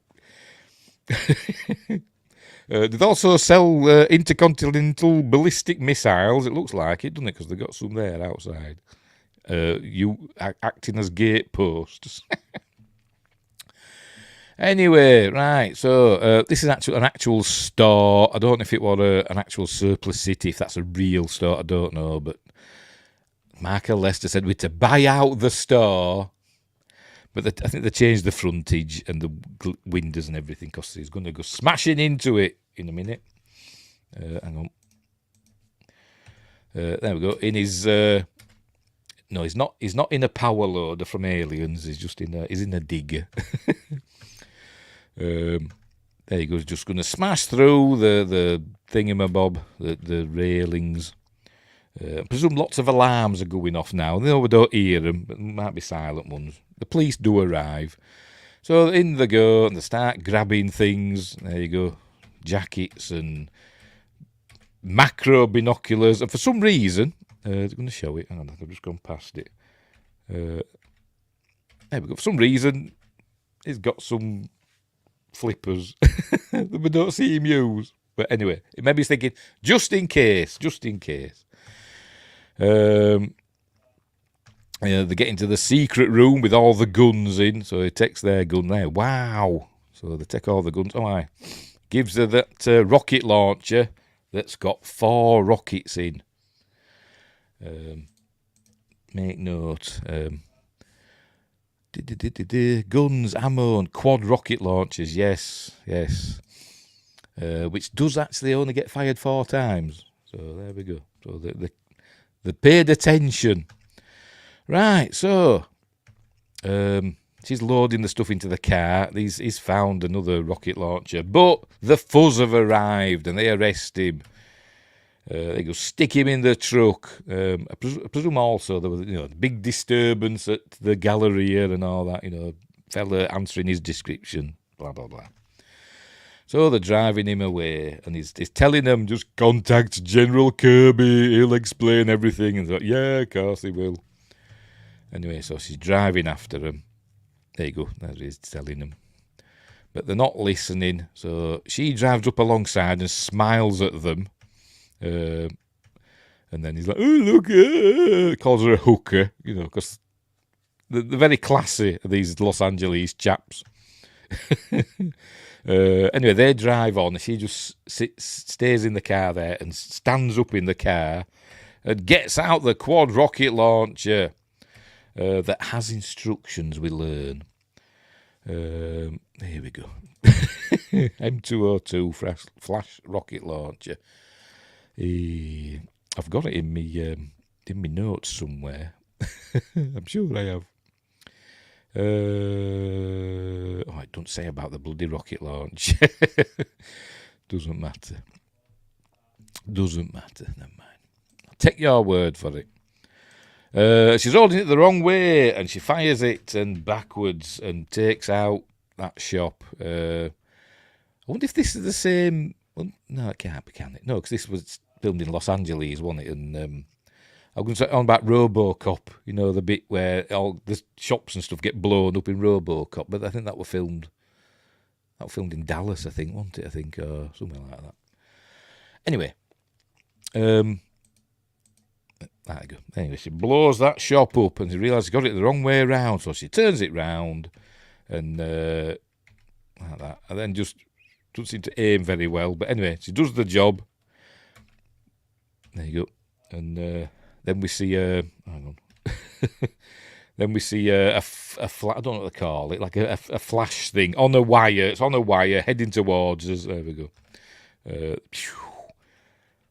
Good shot, wasn't it? Takes out the truck. So she's a natural, isn't she? I better make sure we're still going. Yes, we are. I thought we might have had a copyright thing. We might still get one. Nobody in the Rumble chat. Why is there no... That's weird. No, it's on the wrong thing. What? Unbelievable. Right, Commando. I've no idea if it's working on Twitch. Sorry, I'm on Twitch now, just making sure it's still going. Yes, it is there. But there's... Archmage Frey's left a chat, but it's for some reason it's not there. Anyway, never mind. Whatever, confusing me. Right, so there we go. Out he comes, so she rescues him. I presume the coppers are fine. You know, she hasn't murdered the police. They're okay, but they drive off. Right, obviously they still think he's on the plane heading to Valverde. You know, because it's like in Japan somewhere, because it takes that long to get there. Anyway, he's nearly there. And then he's snarling and being all like, I'm not going to say it. She's trying the door. Obviously she can't get out. The windows are boarded up. So she's fed up. Right, so they're at the Thomas Marine, whatever. They find the plane. He deals with him. I think this is another one of Arnie's friends. I don't know how, but I think it did say this is another one of Arnie's friends. He got his friends lots of work. Probably did it in all his films. They're guards. There he goes. He beats him up and deals with him. Then they head to the plane. There it is. That's in my notes somewhere. I'm sure it is. Oh, God almighty. It's a 1942 Grumman Goose, and this particular plane was destroyed in a hangar fire in 1999. It's a Grumman Goose. I don't know if it's the same one that were in Tales of the Golden Monkey. Remember that series? Came out, I think, shortly after Raiders, so early 80s. Pardon me. And that had one of these planes in. But I don't know if it's the same one. I don't know how many there were. But it was a different colour, but you can always paint them, can't you? But I don't know. Anyway, I did try and research it, but I couldn't be bothered. Right, so they're getting in the plane, and she's like, oh no, and she's saying, this isn't a plane, it's a canoe with wings. So he says, well, get in and start paddling. So anyway, the security chaps are coming, and they're just going to start shooting at them, because, you know, the bad guys. And she can't start the plane. They got trained on the Cessna. And anyway, he comes in and hits it, and it starts up. It works every time. And then he shoots the bad guys, and they go off the pier. They go, aye, aye. Ooh, he looked like he landed awkwardly, didn't he? Let's go back again. Let's have a look. He jumped out. Oh no, he's all right, isn't he? I thought he just landed. I thought it looked as though he hit the. I thought he'd hit that awkwardly, but it's fine. It's fine. Right, so they're off, and they go. Here we go. Din, din, din, din, din. And he's not going to clear the boat, so he just goes. And for some reason, that makes it go higher. I don't know. Surely she had to pull back on the steering wheel, whatever the hell they call them. So anyway, they're off. There we go, flying through the air with the greatest of ease. And General Kirby's here to, to clean up after Matrix. all the time. So anyway, so they know he's on the case. Right, they're heading to the island that's supposed to be like 2 hours away. It's north of LA, a 2-hour flight. So he's on the radio trying to get through to General Kirby, and we meet Bill Paxton now. There he is, Bill Paxton, playing a naval radar chap, telling them it's a restricted area and all that stuff. And he's not listening to him. He won't get in touch with General Kirby. So he says, if you don't alter course, you'll get shot down, etc. There you go. There you go. There's Bill Plankton.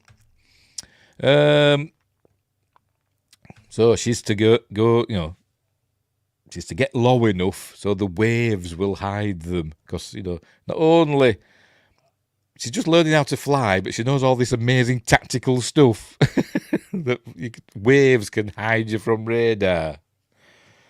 Anyway, so they're going down. And it works, because you can see it disappears. Look, radar contact lost. And Bill Paxton says, I've lost them. Anyway. What bloody hell they call her? Jenny, she takes off the door handle, and there you go. And she's going to use, I don't know how she did that, but she did. She's going to use it to pry apart these the planks on the door. And we're going to. Grumman Goose is a small version of my favourite seaplane, the Grumman Albatross. Cool. I can't say I've got a favourite seaplane. Oh dear. Right. Is this Cheech and Chong? I don't know. Could be, for all we know. I bet it is. I bet that's Cheech and Chong. It looks like them, doesn't it? Is it?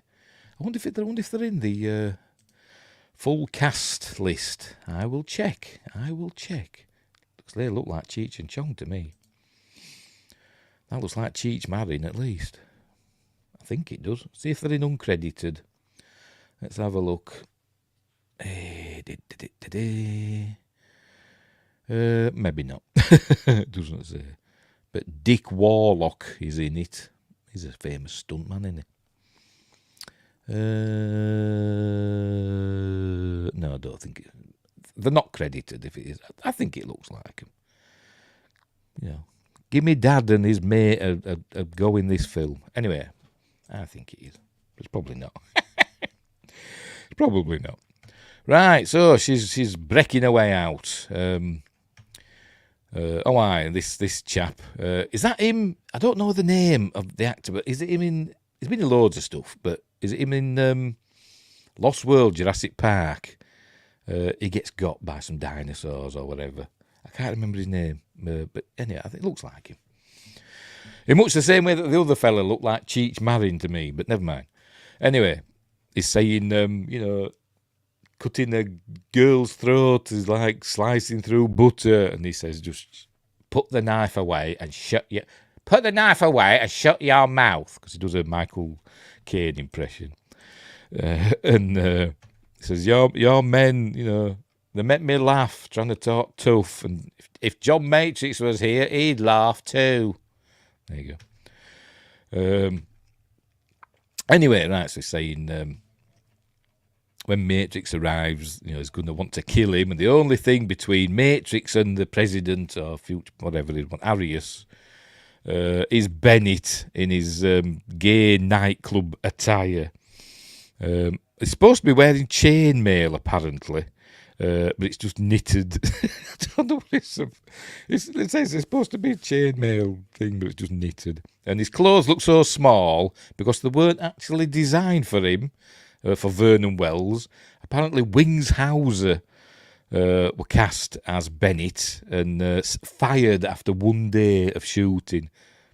And then they got him in, but they didn't have time to get new wardrobe for him, so they just basically squeezed him into Wings Hauser's clothes. Just like Excalibur, just knit sweaters. Yeah. But it doesn't even look like metal, does it? It just looks like a knitted top, like his grandma's made it for him. Anyway, they'll be after you. He says, you're afraid of Matrix, Mr. Bennett. And he says, well, yeah, of course I am, because I'm not stupid. But, he does have one thing. He has his daughter. Right, the plane's coming into land. These are the Channel Islands off the California coast. Nice to see even Commando had some DEI involved. Yes, it's LGBTQ representation. Right, so anyway, they're coming into land with some, great blue screen. Right, here we go. Phew. Right, so here we go. So the landing. Right, so meanwhile, the plane is now landing at Valverde finally. Somewhere near Antarctica, I think. But anyway, judging by how long it's been in the air. And the hat falls off. There's been no turbulence whatsoever. By the way, have you noticed in the news recently, been lots of planes, people getting injured on planes because of turbulence? Have you noticed that? Anyway, no turbulence on this flight because his hat stayed on until it landed. And there we see it doesn't look well, does it, does Henrique? Anyway, right, so Arnie's here. It is Speedos. I bet he blew this boat up. I bet he did it like that. I bet he doesn't have an electric motor pump. I bet he blew it up with his mouth in one go, like.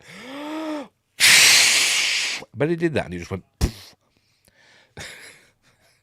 Anyway, he's going to get all his gear on this tiny little boat. He's telling her, once he's gone, she's get on the radio, get in touch with Kirby. Use the exact words he tells her. Good for a meme. I want chainmail, Mom. We have chainmail at home. Oh dear. I saw a video title, someone who supports LGBTQ++, but spelt it LGTBQ+. I don't know. I don't even know what it is these days. So, I don't know. Even, I forgot the name, Trudeau, or is it not Trudeau? Is it? Whatever, the Prime Minister or whatever it is of Canada. Doesn't know what it is, does he? Anyway, right, so, I forgot now where I was. For God's sake, bloody doing that. Where were we? Is it another signal? That's it. Don't break radio silence until they see me. Says, how will I know they've seen you? All effing hell will break loose. Like that. So, be careful, Matrix. Good luck. So, that gives a little smile for some reason. I don't mind. Right, so this is the airport that the big plane's just landed at. This is I've forgotten.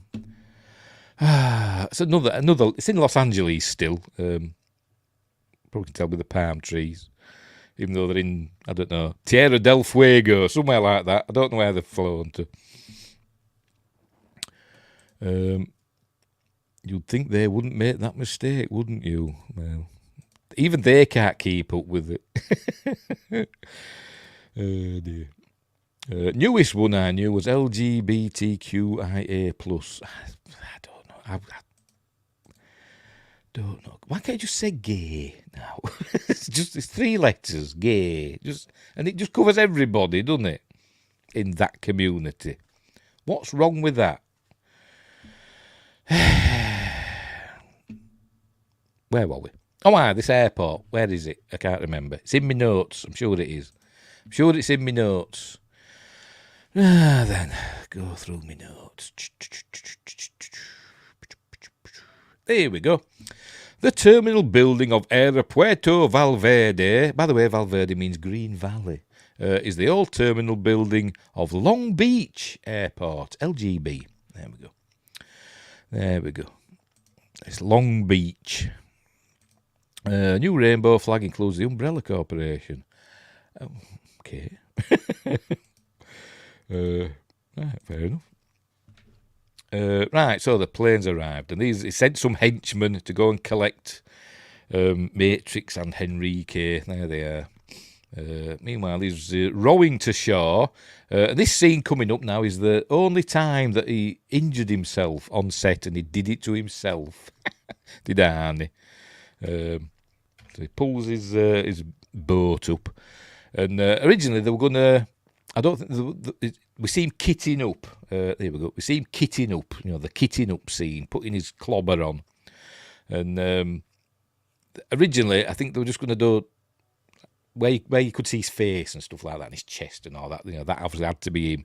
But other scenes, other shots of him, you know, clipping fasteners and stuff like that, they were going to probably just get somebody else to do that, you know, pick-up shots.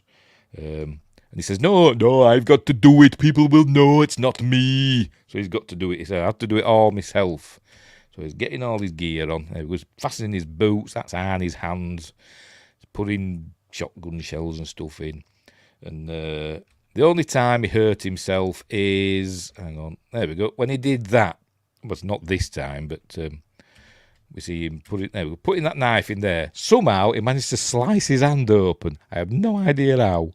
But he managed. But he said when he put the knife in, somehow he managed to slice his hand open. He had to go to hospital and have it seen to. And they lost a day's shooting because of it. And it was the only time he were, badly injured. He had like scrapes and little stuff like that. But that was the only serious injury on set for Arnie anyway. I just said that right. Sorry. Right. So anyway, so he's kitted up now. So off he goes. He's got his paint on because he thinks he's Conan. They're all waiting. That's a painting apparently. I think part of it is real. I don't know which part. Some of it's the Hearst estate. I think he said. Maybe that.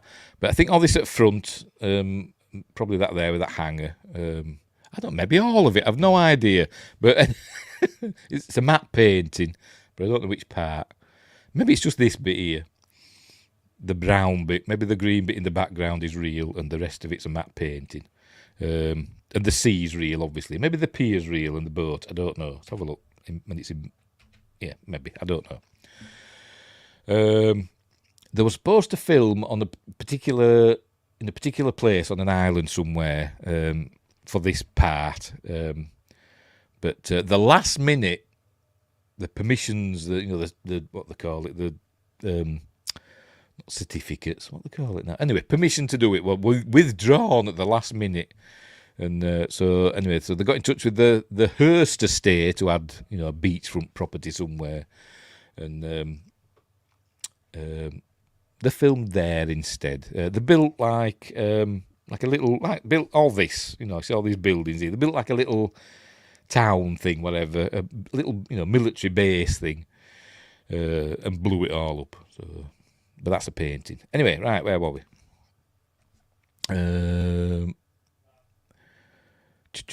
You never tie the ring pins on a grenade for health and safety. Arnie don't give a toss about health and safety. The pier and the boat look real. The rest has to be the painting. Yes, I think that's right. I think that background might be real. I think just the brown bit is the painting and that. The buildings. Anywho, here he gets his macro binoculars out. Look, you ready? There we go. Hope you can see two banthas down there. Anyway, there he is looking. Again, I presume that I don't know. This might be the actual bit that they built. I don't know. Or it could be a painting. She's still trying to wheedle her way out. There he goes running round. Right, we're on the set now, on the Hearst estate that they built, just so they could blow it up. There was macro binoculars again, scoping out the bad guys. If it were a game... Hang on, let's go back again. Oh, for Pete's sake, why are you landing on it? If it were a game, all the bad guys would start being highlighted, wouldn't they? Beep, beep, little red triangles over them. Right, so here the plane, passengers are coming off the plane, and the henchmen see that in a minute. There he's doing some more running. I think we're hearing James Horner's what do you call it? Steel drum music. Shall we have a listen? maybe not. I thought we were going to that. Never mind. Anyway, there's the henchmen in Valverde. They're going to see, oh no, they're bringing the body off the plane. So they go and check. Oh, for God's sake. They go and check and they see in a minute that it's Henrique. But meanwhile, he's being all sneaky. There you go, they're checking him. Shouting indistinctly, oh no, oh crikey. Meanwhile, Kolchak's on the phone. He gets around, doesn't he? We saw him in another film, didn't we, recently? And I can't remember what it was. Sci-fi, not sci-fi. Windgrace, help me out. What other film did we see Kolchak in recently? Clarkson did better. Did he? I can't remember. Clark did what better? He's got a farm, I know that. Anyway, so they're on the more public phones, more pay phones. That's the phone up. Find out. It wasn't on the plane, so he says, go kill her. Right. So anyway, meanwhile, he's planting claymores. There we go. Planting claymores, taking out bad guys. We've got a bad guy coming up that I'm sure is Paul Rudd, even though it might be Paul Rudd might not be old enough to be in this, but he's immortal apparently, isn't he? Was it Captain Nemo? It might have been. I can't remember, but we did see him, didn't we? Oh, blowing shit up. Oh well, Clarkson's an expert at that, isn't he? There he is. He wasn't. Matrix wasn't on the plane. Kill her. So right. We're going to meet Paul Rudd in a minute. Which one is it? That's not Paul Rudd. He just cuts his throat. Hope I haven't gone past it. Planting more claymores. She's still trying to get out. She's not doing very well, is she? Takes these two out. Throws knives at them. Because he's a knife chap. Look, it's got me in my throat. I think Paul Rudd's next. I'm sure him. That's Paul. That looks like Paul Rudd to me. I'm sure that's Paul Rudd. It is, isn't it? It's Ant-Man. That's all that is. Anyway, he's going to fire a whatchamacallit, ballistic knife. Is that the word? Is that what they call them? Ballistic knife at him. Like that. So I'm going to call him Paul Rudd, I think. Have a knife day. How can you tell they all look the same? What, all the Paul Rudds? There are lots of them. It's Paul Rudd. Yes, from Anchorman, yes. I can't remember the name of the... For some reason, I did look it up when we were in Anchorman, but I forgot what they call him now. And I thought it was called something Mantooth, but I'd give him a different name, so I must be thinking of something else. Anyway, so it deals with him. But then all hell breaks loose now, and then we hear the alarms going off and all that, and then so they're running after him, and then it's all going to blow up. Yay! Stuff's blowing up. Yay! And they put some dummies and stuff in as well, so occasionally you might see a dummy. Whee! And we see this thing blow up several times. Well, and these as well, I presume, but obviously they did it from... They got lots of coverage. Boom.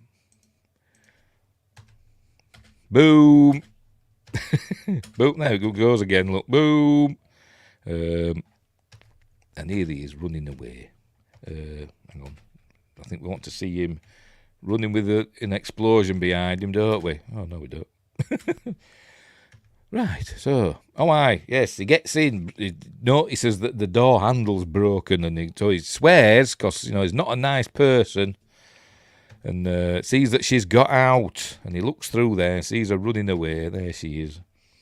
So he's going to smash through the thingamabob, the wood, and goes after her. Running a bit like a big wuss, I must admit. Hang on, you see him running down here, or walking. Walks like a bit of a girl, doesn't he? A bit light in the loafers. Vince Vaughn plays Wesma. I knew there were a Mantooth in it. For some reason, I thought it was Paul Rudd.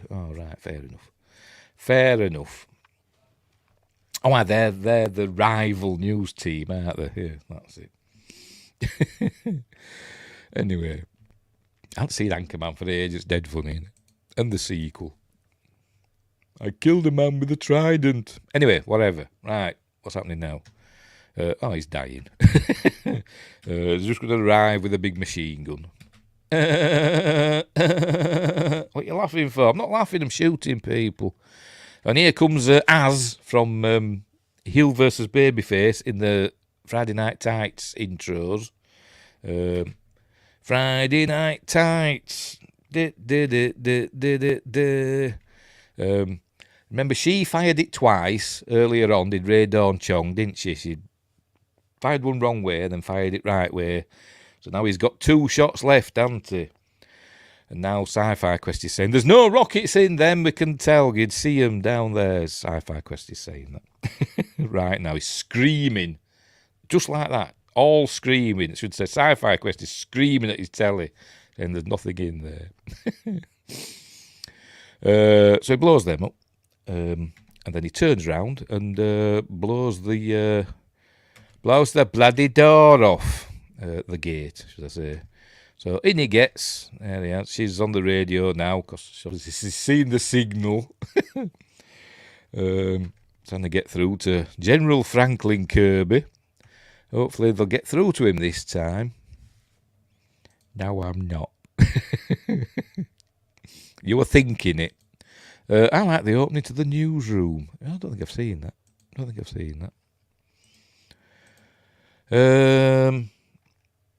Oh, they're all shooting at him.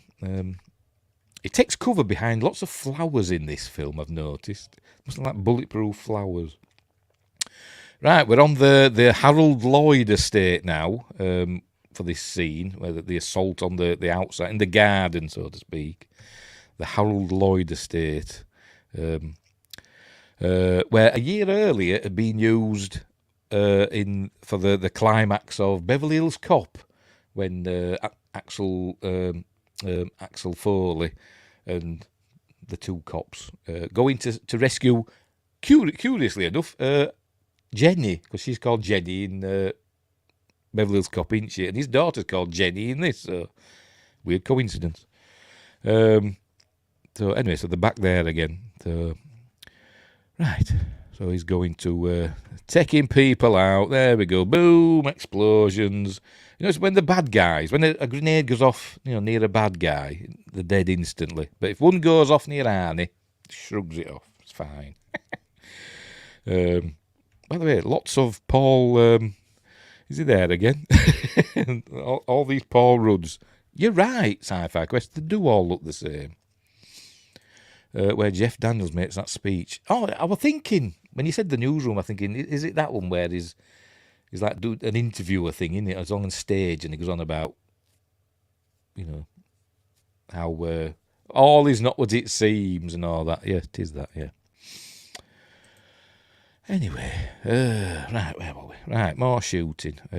We see that fella with a cigar again that I thought we saw at the beginning, but it's not. But anyway. There we go. More henchmen flying about. There we go. Are you keeping count? It's either 109 or 81. I've lost count. Look, he's dead now. Oh, another one. Oh, it's Coach, isn't it, from Echo Base Network. Didn't know he were a baddie in this. Look, the bloody flowers are going, look. Hasn't he just died? Oh, never mind. I said, takes refuge in a tool shed. So there we see all the tools. And a grenade had gone off near him, and he does take his jacket off, and he's got a slight wound, but he's fine. Speaking, shooting, Shooty has now come out to say you are supposed to pronounce the N. Oh, for Christ's sake. So it's Nshooty. Well, why didn't you say before? Everybody's... when it first... Oh, never mind. I'm not talking about Doctor Who. Anyway, right, so... He's fine. So anyway, they get round the shed and just pump it full of lead in Spanish. There we go. Don't know where he's hiding. Is he like just dodging all the bullets coming through, or is he just... I don't know. Maybe he's got some flowers. Some bulletproof flowers. Maybe it's McShooty. So we just call him McShooty Get. It's been Scottish. It was very Scottish. Anyway. Right. So they shoot the crap out of the shed. And so he says, go, it's in Spanish, says, go in and check it out. So he goes, opens the door, and gets a garden fork in his guts. By the way, this is the director's cut, which is slightly more gruesome. Slightly more gruesome than the theatrical version. There you go, it shows him shoving it in a bit more.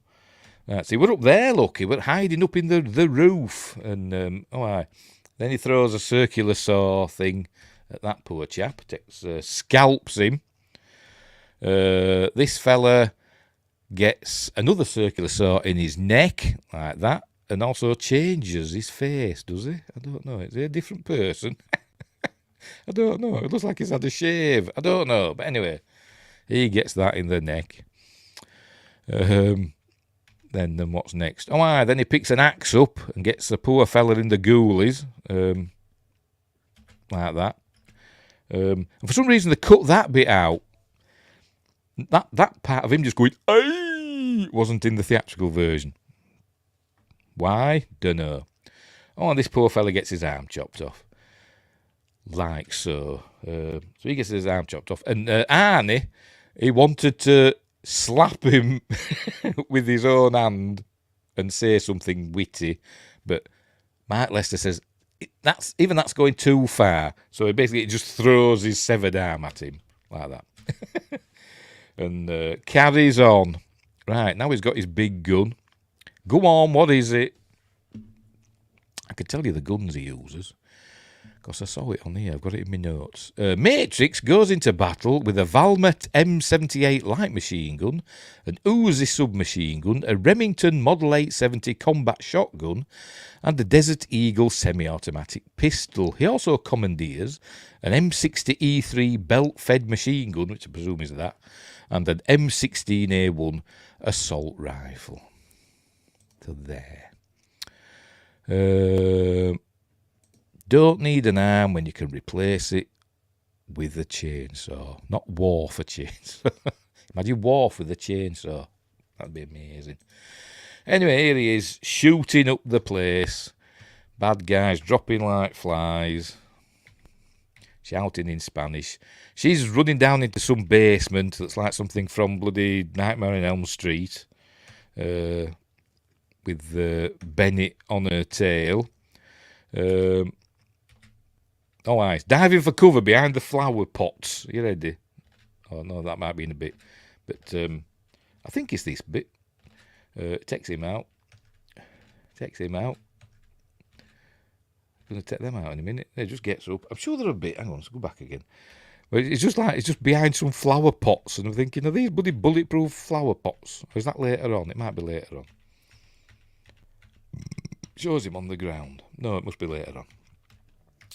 Anyway, so he's just taking them out. He's obviously got God mode on, hasn't he? He's obviously got God mode on because it's not getting hurt.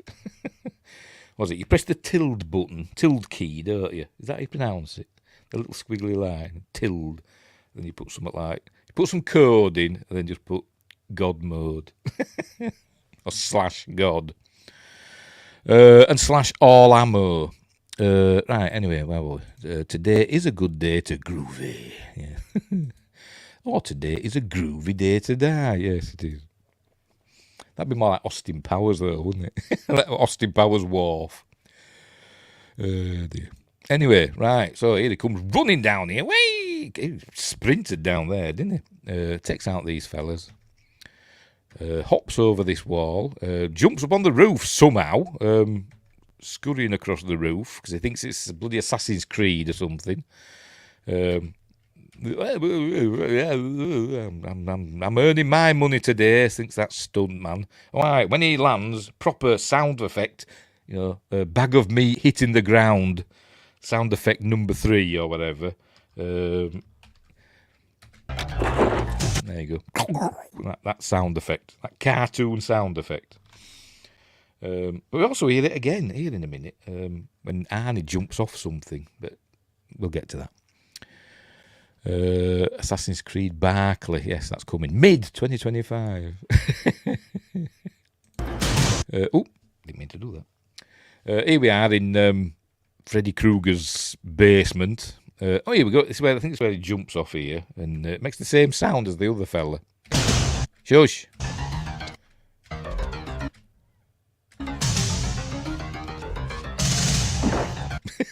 Bloody sound effect.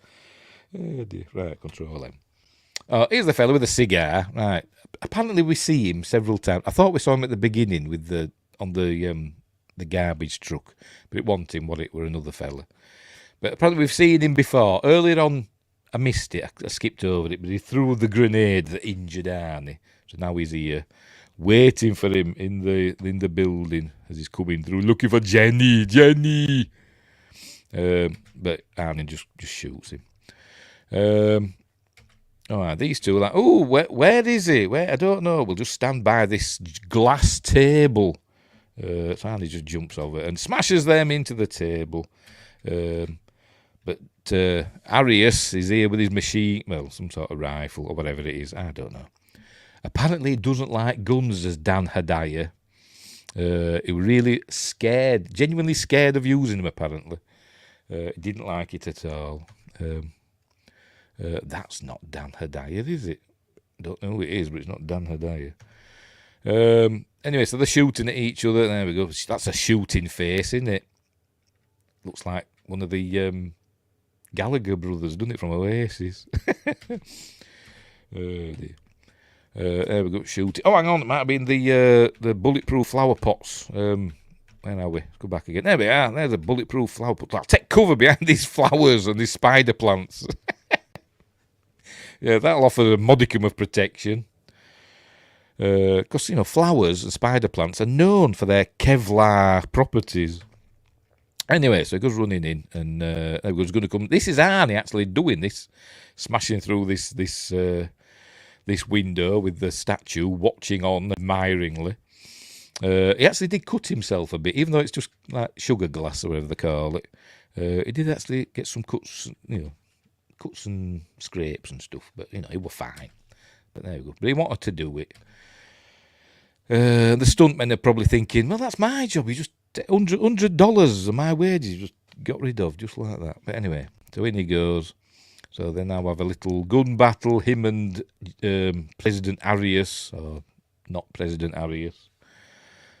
And it blows him away. They go rolling across the ground, blows him away, because he's just like Scarface. That's what I was trying to think of, Scarface. Anyway, so then the stuntman goes out of the window. It looks like John Saxon for some reason. Is it John Saxon I'm thinking of? Probably not. I think he just cuts away, I think, just before this fella hits the ground. Because I think you see the ground. It looks to be heading head first, doesn't it? Is it this one? Yeah. The ground's there. Look, this fella's heading head first to the ground. Does he die in real life? But they cut away just before he hits. I thought, I know, thinking, was that nasty? Did he land wrong? I don't know. Or maybe it's not grass. Maybe it's like the top of an airbag or something. It just looks like grass, and it'd look stupid if they'd carried on. I don't know. Do stuntmen get paid by the stunt? Don't know, but you spelled paid wrong. P-A-I-D. I don't know. I'm only going by. There's that film, isn't there, The Stuntman, with Steve Railsback, and he got paid by the stunt, didn't he? So, but that was in the 70s or whenever that film came out, wasn't it? I don't know. Probably. I don't know. But I have no idea.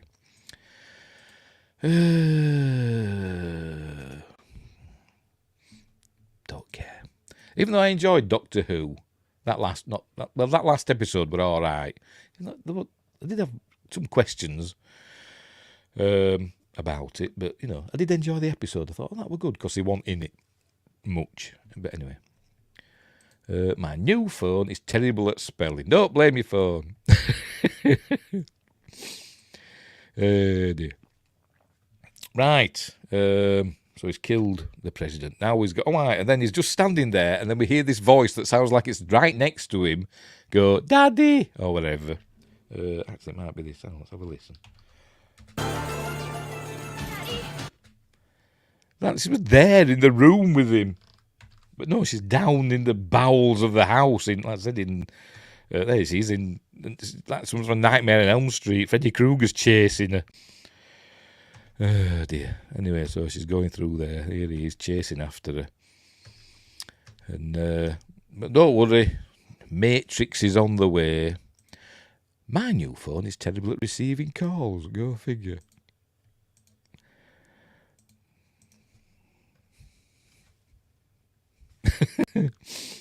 Nobody calls me anyway. Well, they do. My friend Marie calls me. That's the only person that calls me on my mobile. My doctors. My doctors calls me on my mobile for some reason. Even though they've got my house number, they always call me on my mobile. Hey. Hi, Mr. Johnson. It's time for your annual checkup. Anyway, that'll be coming soon. Right, so there she thinks she hears him coming, Daddy, but no, not Daddy. Hang on, it's like there we go. No, not Daddy. So he drags her off in his knitted chainmail.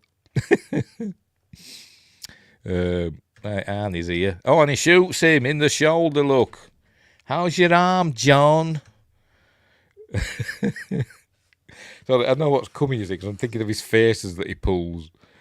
Right, so stick your head out, right between the eyes, done, for old time's sake.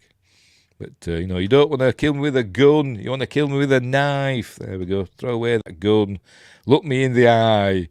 You go, to see what's going on there when you turn it. And that's the expressions on his face here, does me head in. Wish I could afford an annual checkup. Well, that's why we've got a National Health Service. Anyway, so he's going to start pulling his faces now. Are you ready? I can beat you, John. I don't need the girl. I don't need the gun. There we go. I can beat you. I think he throws the face as he pulls. I don't need no gun.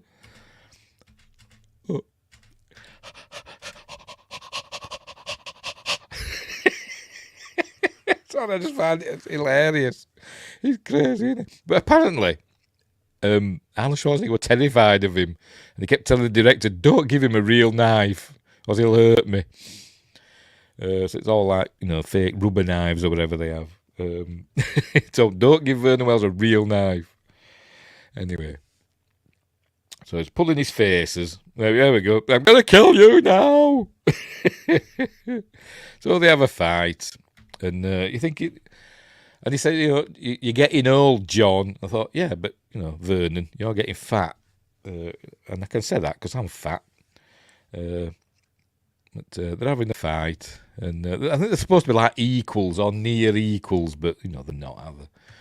It's Mr. Universe, for crying out loud. But anyway, so here we go. There we go. You're getting old. That's good. You're getting fat, Bennett. Anyway.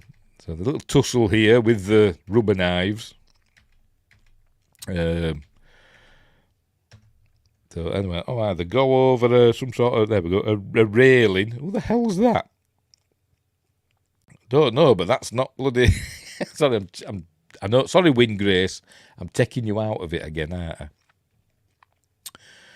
That's not Arnie. Is that somebody in a bloody werewolf mask or something? And that's, I don't know. Some bloke. I don't know. It's like, but it's Tony from Hack the Movies. Were he in Commando? He wasn't even born when this was again made. It's nothing like the knife fight in Under Siege. I can't remember. It's a long time since I've seen Under Siege as well. I'll have to watch that again. I like Under Siege. I haven't seen that for years. Especially the cake scene. You called for the arch and kicked me out. Eh? So they go over there and they land on this grating, Here we go. And apparently they had to do this several times. I don't know why. Coverage, I suppose. And they ended up cutting themselves, both of them. Even though it doesn't show them landing on it. But anyway, maybe they meant the stuntmen. But anyway, now they're actually in the boiler room at I think 20th Century Fox Studios. That's in the actual boiler room. Anyway, so they're fighting down here. There he is. He rips off this boiler door or furnace door, whatever it is, and just throws it at him. Make sure we're still going, because I'm doing a lot of playing clips, aren't I? No, we're all right. We're all right. Nobody in the live chat on Rumble. Anyway. Anywho. Yes, Freddy's coming for... Yes, like I said, it's Freddy Krueger boiler room. And this is a weird scene. This is a weird thing here where he keeps hitting Matrix on the back with this metal pipe. Hang on. Like that. Oh, no. Here we go. There. And then he hits him on the back with the metal pipe, but then he brings up the furnace door, and so he hits that instead. And then he hits him on the back again, and then on the back again. Then he hits him on the front, and then they do like this quick editing of him hitting him on the back, and then the door, and then the back, and then the door. And I don't know why. Look, and there's all the sound effects as well. All the, overdone sound effects. Hey, can you watch full movies on Rumble? I have no idea. No idea. I haven't checked. Anyway, so they're still fighting away. And the flames, look, there we go, nearly getting burnt. Oh, right, then he throws Bennett into this electricity thing, so he's screaming with the electricity crackling. Instead of it killing him, it like charges him up. He just comes off and just... here he goes. Just gets even stronger. So he must be, maybe he's a Terminator and just getting super powerful. A real soldier will kick Arnie in the balls and win the fight. But that's, against film rules. Kicks him in the face and then throws him about. And then I think a kidney shot. There we go. Oh, in the kidneys. Because he's charged up with electricity. Anyway. So that's it. Now he picks up a gun. So speaking of kicking him in the balls, they're going to shoot him between the balls. In the, I don't know what they call it, that area between. I'm going to shoot him in that. He's got a gun pointed at him. This is where he rips the pipe off. There we go. There we go. I'm going to shoot them between the balls. And so he throws the pipe. There it goes. And goes straight, throws it real. It's super strong, isn't it? Throws straight through him. Not just through him, but into the boiler or whatever it is behind him. And then, so that's the end of Bennett. Because look, got all steam coming out. And then he says, one last quip. For God's sake. Let off some steam, Bennett. Is he going to say it? He must have said it already. There you go. Let off some steam, Bennett. Must be the idea for Crank 2. I've only seen the first Crank film. I didn't like it. I haven't seen any of the others. I'm not a huge Statham fan. And don't mention the pipe is longer when it's in Bennett. Actually, I think it hit him lower down, didn't it? When they first see it, but then when it's higher up and he's holding it. It's only a film. Let off some steam, Bennett. Anyway, so there she is. They're all laughing, Oh, look, she's all smiling because, everybody's dead. Apart from them. And then the helicopters arrive. This is General Kirby arriving. And the seaplane as well. There it is. So they come out now. So the soldiers there. And he says, you left any for us? Only bodies. I'm assuming... There's probably people that work there that are, henchmen, like maids or cleaners or cooks, stuff like that. I'm assuming he hadn't just killed everybody. He hadn't done an Anakin, and that'd be the Sand People. Or maybe he has. I don't know. Anyway. Right. Remember, this technically it's American soil as well. He's just like murdered loads of people on American soil. Anyway, whatever.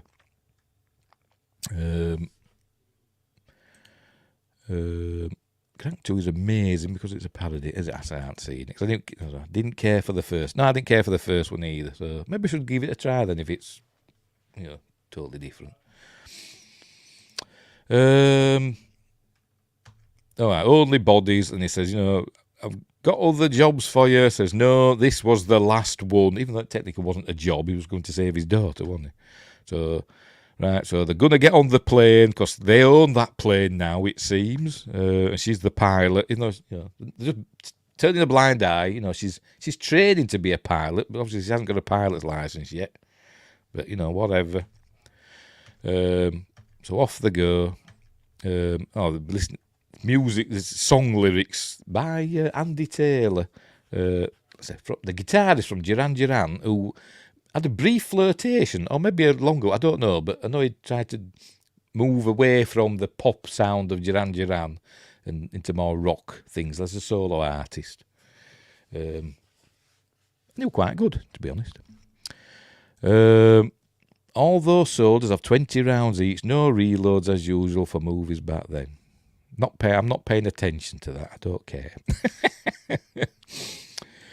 Anyway, so in they go. Oh my! She gives them a big hug. This little girl that she's never met before, and in they go. And what's his face? I forgot the bloody name now. Mark Lester's saying she's going to be his wife, and she's going to be the stepmother of Jenny and all that. I thought, no, they're just friends. They become friends. They don't have to get married. They don't have to be romancing everything. There's no romantic chemistry. Well, I didn't think there was between them, but there was, chemistry, as in a companion chemistry. She was along, for the adventure, but I didn't get any, romantic feelings. And apparently, on set, Arnie and Alyssa Milano got on really well, and he helped her with the homework and stuff like that. But anyway, they get in the plane and fly away, and the film ends. There we go. We get the credits. A fun film.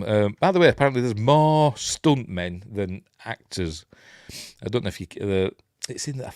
I checked and I've forgotten. There's something like 50-something stuntmen.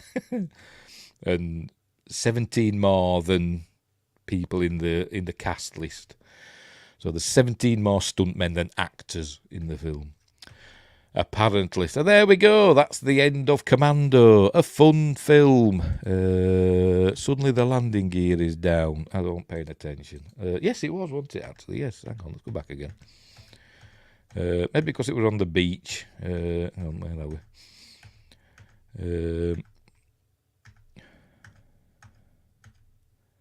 Hang on, I did see it. Hang on, where are we? And they were getting on board. Here we go. Yes, it is there. It's down there, isn't it? But I don't know. Yes, it is. Yes, it is down. Maybe it's got to be. I've no idea.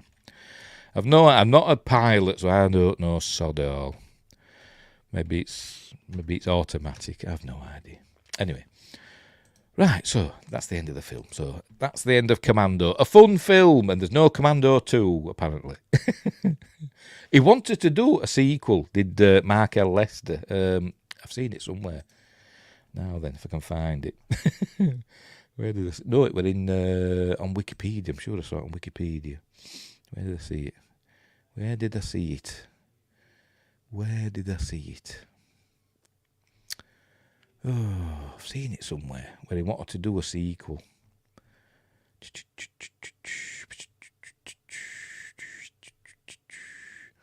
bear with me. Just bear with me. Where did I see it? I'm sure it were on Wikipedia. He wanted to do it were on a plane or something. And he saw, where is it? saw one of the bosses from the studio on the plane. They were talking about a sequel to Commando. Where is it? I could have sworn it were on that. Maybe it's in the trivia. Hey, get the old Control F. Hey. Here we go. Michael Lester said in 2011 that in May of that year was flying back from Europe and met the head of 20th Century Fox. Lester had been trying to get the remake rights for Commando for some time, but he was wanting to make a sequel. He told the Fox guy, "I want to buy the sequel rights. I'll pay $2 million. Wonder if he had it in his hands. Look, there, it's on the table. There, mate, even though he's American. He asked why that film, and Lester said, because there's websites dedicated to it. There's a huge fan base. People know every line in the movie. 3 days later, Fox announced a remake of the film. I've never seen it. Has there been a remake of Commando? Don't know. Hang on, where are we? It would have been beached if it wasn't.